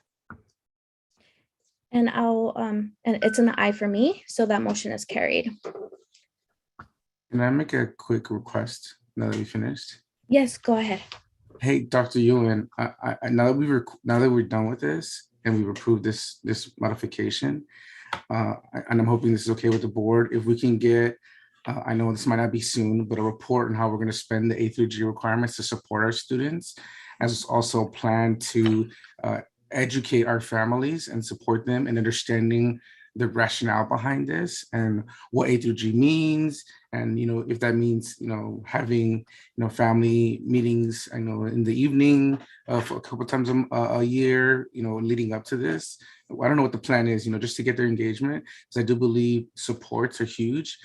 Supports are going to be the biggest reasons students are going to be successful in this, and the families are going to be the huge reason.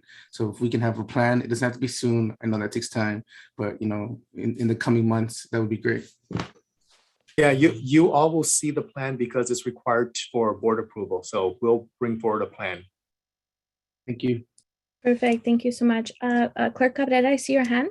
Yeah, if I may, I'd add, I was thinking a strategic plan, within the next couple of months. And obviously, I would like for it to be like maybe even broken up into like quarterly goals. And I know that's going to take some time and some things might change, but really setting things up so that we're backwards planning and we at least have those big goals in mind already. And then also for us to think about reporting out through these meetings and in some other ways, maybe also on our website, to the public as to what steps are being taken every 3 months, every 4 months, in order to make sure that we're moving toward setting up our students for success and meeting these requirements. So just wanted to add that.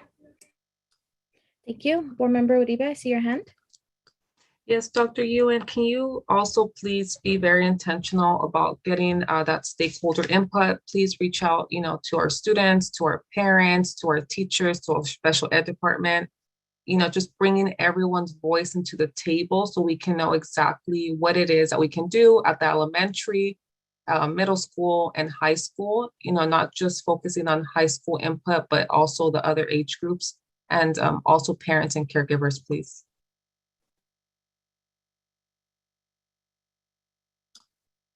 Yes, I agree with that too. Go ahead, Vice President Ramirez. Last thing I promised, that was a great point, getting the stakeholder input. On top of board clerk Cabrera, if we can also discuss the data points we're going to be tracking with that grade level. And so we know, on top of the strategic planning, really trying to figure out how we're going to track our students' success. If we know quarter one, they're struggling Algebra 1, and we don't want to make sure that we're falling behind, making those adjustments so we know that the data, so the incoming board, whoever that is, because this will be next year, right? So this board may be different, has that information to continue to make adjustments, and, staffing will make adjustments and different things like that to support our students. I appreciate it. Thank you. Is there any other comments, questions before we move on to item 7I? President Gutierrez, if I just may, as Dr. Ewan indicated, this will need to come back to the board because we will need to modify and implement a board policy to implement this path. So in addition to that, Dr. Ewan, are you clear? Do you need any other clarifications from any board member? No, I have notes here, and also I can always run the recording again if I miss anything. Thank you. Love that we're recording our meetings on YouTube. All right, so we'll move on to 7I. Public notice, Montebello Unified School District initial sunshine proposal to the California School Employees Association, Chapter 505 for 2021-2022 collective bargaining agreement negotiations. I would like to call on Ms. Hacopian. Thank you, President Gutierrez. Section 3457 of Article 8 of Chapter 10.7 of the California Government Code requires that the Board of Education adopt its initial proposal to employee organizations at a public meeting prior to the start of negotiations. The Montebello Unified School District submits its initial sunshine proposal for the 2021-2022 school year negotiations with the California School Employees Association, CSEA, as follows: Article 6, wages; Article 7, health and welfare benefits; and Article 10, rights and responsibilities. We look forward to continued positive and collaborative negotiations with the California School Employees Association and its Chapter 505 membership. Thank you. Thank you, Ms. Hacopian. Is there a motion to acknowledge the receipt of this item? So moved. Is there a second? Second. Okay, I heard Vice President Ramirez for a second. Roll call vote. Vice President Ramirez. Aye. Clerk Cabrera. Aye. Board Member Magaña. Aye. Board Member Uribe. Aye. And an aye for me as well. That motion is carried. At this time, we're going to consider item 7J, supplement for the annual update for the 2021-2022 local control and accountability plan. I'd like to call on Dr. Yuan. Yes, thank you. So we have in front of the board in the agenda the what we call the mid-year LCAP update. This is something that is required by the state so that we can provide an update to the board and to our community. So I want to ask Dr. Mooney to share a little bit about this update. Thank you, Dr. Yuan. President Gutierrez, Board, Superintendent Skvarna, Cabinet, and Community. As Dr. Yuan mentioned tonight, we have a relatively short presentation on a required piece of documentation that we colloquially refer to as the mid-year LCAP update. Next slide, please. So this gives the background on why we are doing this. This is a required change, actually, to the required reporting that school districts must do in this particular fiscal year, largely due to the changes in funding that were put forward after the LCAP was approved. There was a lot of supplemental state funding that was received, and so districts are required to present additional information through this format. And it involves two pieces. One is what's called the supplement to the annual update to the 2021-2022 local control and accountability plan. And the other piece is a informal update on the mid-year metrics, the assessments and other data that we use to track relative progress on the LCAP, and also some mid-year implementation and expenditure data. And an important thing to note is that of these two items, only the first one has a required template, which is included in the board agenda, and it's presented for information. And the second bullet here, again, is just information, but the second bullet is really just a snapshot in time, and the full set of data and both implementation and expenditure data will be available once the LCAP is approved and adopted in June. The first bullet there, the template, has 5 questions on it. And if you would, Dr. Yuan, move to the next one. There are 5 questions, and the actual questions are a little bit longer, but this summarizes what is required. And largely, especially as you can see, questions 1 and 3, we had to do a discussion of how we engaged with our educational partners on how we would use the additional monies that were not accounted for in the original LCAP. And then also we had to add some additional information on item 4 there, the successes and challenges that we've seen so far. And again, this really is a snapshot in time. It is a short update that we have to present to the board and to the public.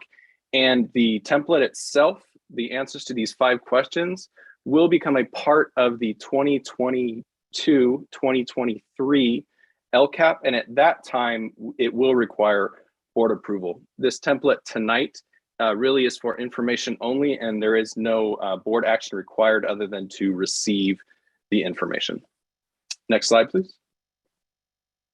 So the second piece of it, as I mentioned, is an update, as a snapshot in time update on the actions, metrics, and expenditure data. So that is in a, it actually was in an Excel file that printed out into a, I believe it's 4-page document. And important to note on this is, again, that it really is just the available data, and a lot of the data is not yet finalized or not publicly available. So it is not something that will be included in the LCAP, because the LCAP itself will have an annual update with an update to all the metrics and all the expenditures. The expenditure data is based on the first interim report, so is relatively early in the cycle of budgeting and spending for the school year. Next slide, please. So this is a summary of what has happened and what will happen with this particular document today is just to receive information on the 21-22 LCAP, just a very quick update. Ongoing, we will continue to implement the LCAP to provide necessary services to our students. March through May, we will be reviewing and revising the LCAP. And actually something that doesn't show on this slide is the some of that data collection process. One of the major things that we're doing is surveying and holding focus groups. I believe somebody earlier mentioned some of the focus groups that are occurring both with students, parents, teachers, classified staff, police, management, and I hope I didn't forget any of our educational partner groups, but we are receiving and collecting that information to make informed decisions as we review and revise the LCAP. And then in June, we will have both a public hearing and also approval of the next year's LCAP, which will be the second LCAP in the new 3-year cycle, which we just started this school year. And that concludes, yes, go ahead. I have a question. Do we have the surveys, are they available in Spanish for parents and students? For parents, they are available. I do not believe they were translated into Spanish for our students, which is some feedback that we received that we will make sure to do for future surveys to get them in Spanish, because we do recognize that some of our students need additional language support to get their to get the best information and the best feedback from them. Yeah, and my question is, why are they not in Spanish, given our student demographics and their population? Why is this something that hasn't been, put into place? It was not something that was on our radar, so to speak, and it probably should have been. Yeah, definitely. I mean, just looking at our demographics, this is something that's alarming to me, especially when we think of being equitable and allowing everyone's voices to be heard in this LCAP process, as well as other surveys. And also another question. So I'm aware that you're having the focus groups at this time. Some of the, concerns that have been raised by students have been facilities, bathrooms, wanting to have a safe space. Do you have any additional comments from the focus groups at this time? No, the focus groups just started. The survey, the technical window that we were looking at closed, I believe it was last Friday. The survey is still open, and I've had conversations with various parent groups as well to encourage them to continue to complete the survey. And the focus groups just started. I believe the first focus group was on Tuesday with some of our high school students, one of the 3 student focus groups that we're holding. Okay, and then as we talk about parent engagement and parent voice, I'm aware that parents are at this point, we don't have enough parents participating, right? So even as we look at this process, we want to have those voices. What strategies or practices, or best practices are in place currently to increase these numbers for student and also parent input? We've done a lot of collaboration with our school support staff in planning out how to increase that participation, whether that is students completing the survey in class, or whether that is providing written surveys for the parents to complete who may not have access or easy access to the technology or a cell phone in order to complete the survey, but largely it is in the promotion and the personal relationships, realistically, that our schools have built with their families in order to help spread the message that the feedback that we receive through these surveys is really important and will really help us shape decisions for going forward. Thank you. I just want to make sure that we do, and obviously there has been, just past occurrences where we don't have enough stakeholder input. So I just encourage us to look at other best practices from other districts, or even reaching out to, our schools, possibly launching some type of campaign in the future to bring this awareness and also include those parent and student voices. Yes, absolutely. I believe President Gutierrez I don't know if you need necessarily a motion, but the information has been presented. Thank you so much for the information. I do need a motion to acknowledge the receipt of this item. Is there a motion? Motion. Is there a second? Second. Roll call vote. Vice President Ramirez, Aye. Clerk Cabrera, Aye. Board Member Magaña, Sorry. Aye. Board Member Uribe, Aye. and an aye for me as well. That motion is carried. Thank you so much. Next, are there any items to be pulled from the consent agenda for further discussion and or action?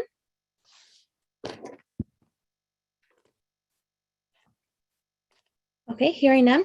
Do I have a motion and second to approve the consent agenda as presented? Motion. Second.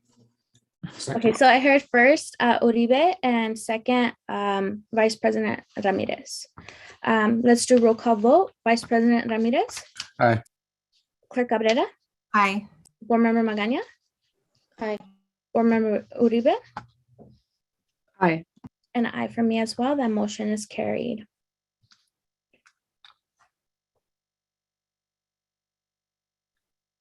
Okay, now let's do board member reports. I would like to call on, let's go with Vice President Ramirez. Good evening, everybody. No report. Have a good night. Thank you. Clerk Cabrera, Buenas noches, everyone. No report. Board Member Magaña,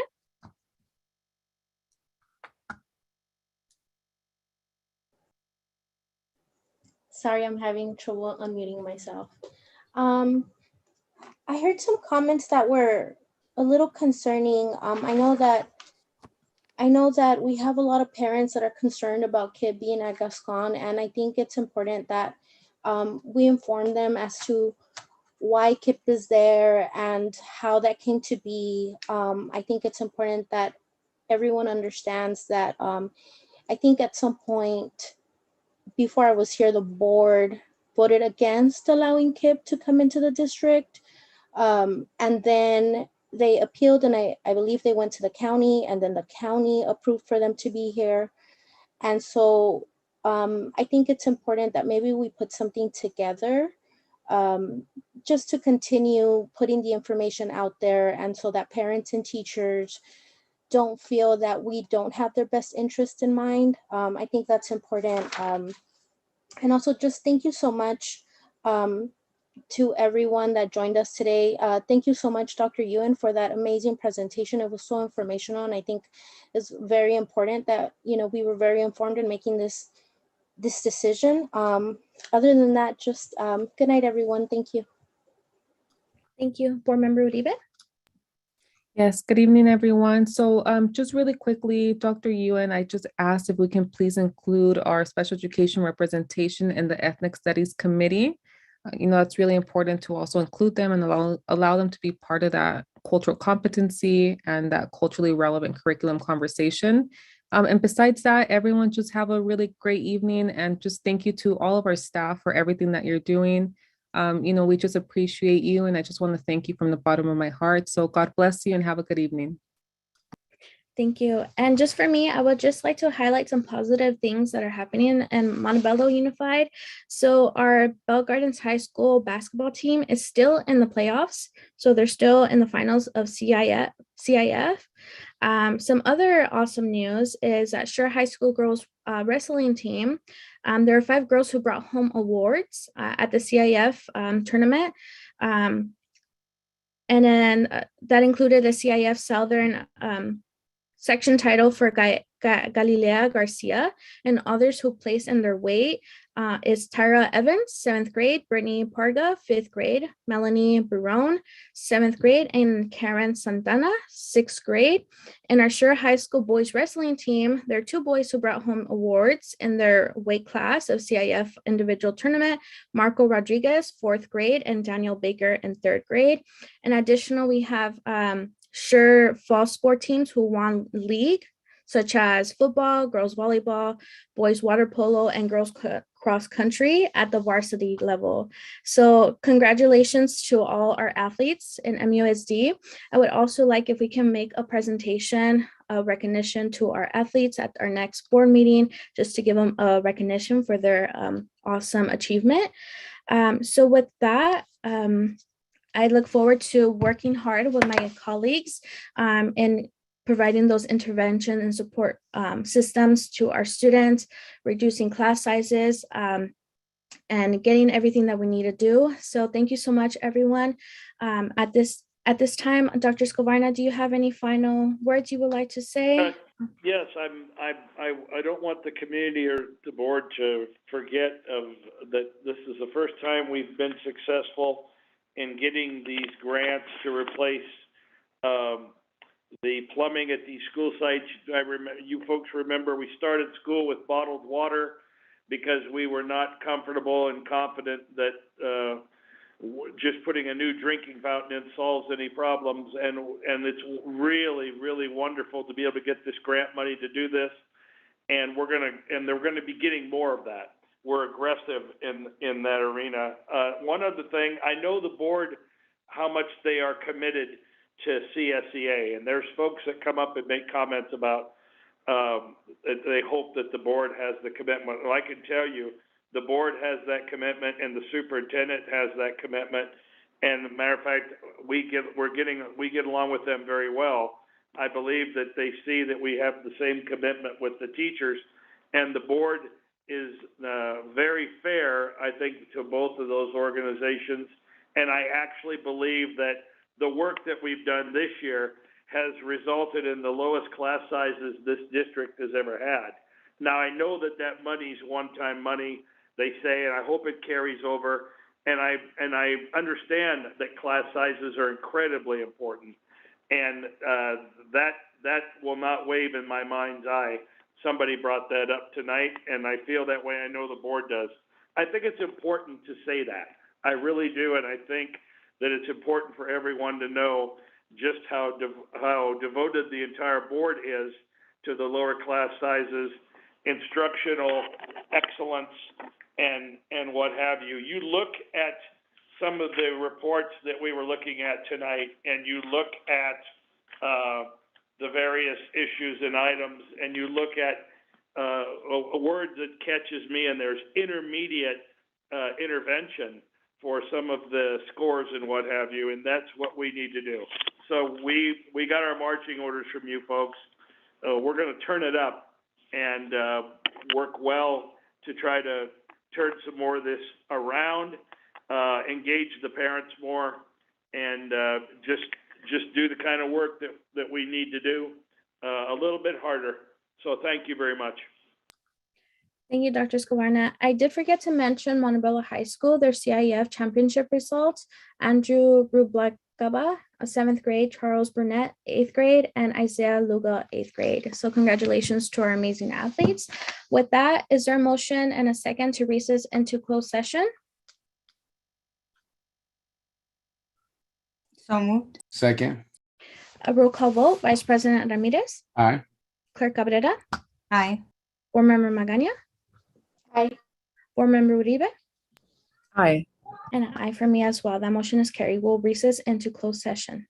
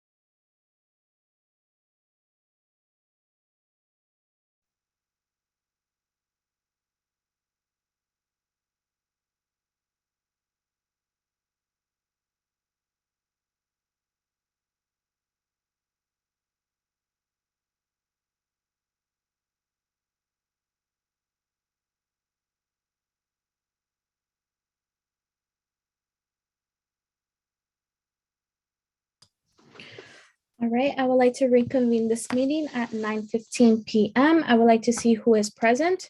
Vice President Ramirez, Present. Clerk Cabrera, Present. Board Member Magaña, Present. Board Member Uribe, Present. and I'm present as well. Legal counsel, can you please provide a closed session report out? Yes, thank you, President Gutierrez. Excuse me. We convened into closed session at 8:46 p.m. Initially present via video conference were President Gutierrez, Vice President Ramirez, Clerk Cabrera, Board Member Magaña, Board Member Uribe, Legal Counsel Copado, Dr. Scavarna, Dr. Ewan, Dr. Garland, Mr. Ellingson, Ms. Hakopian, and Mr. McGuire. At 8:47, the following members of Executive Cabinet exited. Dr. Ewan, Dr. Garland, Mr. Ellison, and Ms. Hakopian. Everybody else remained in closed session. As to item A in closed session agenda, members of the board were provided with an update, provided with a briefing. After discussions, by unanimous consensus, direction was provided to legal counsel in the form of settlement authority. No final action was taken, nothing further to report on this matter, and closed session discussions concluded at 9:13 p.m. Thank you, legal counsel. It is now 9:16 p.m. Can I have a motion and a second to adjourn tonight's meeting? So moved. I'll second it. Oh, okay, go ahead. I'll give it to Board Member Magaña. Let's do roll call vote. Vice President Ramirez. Aye. Clerk Cabrera. Aye. Board Member Magaña. Aye. Board Member Uribe. Aye. And an aye for me as well. That motion is carried. Our next regular meeting will be scheduled for Wednesday, March 2nd, 2022 at 6 p.m. Good night, everyone.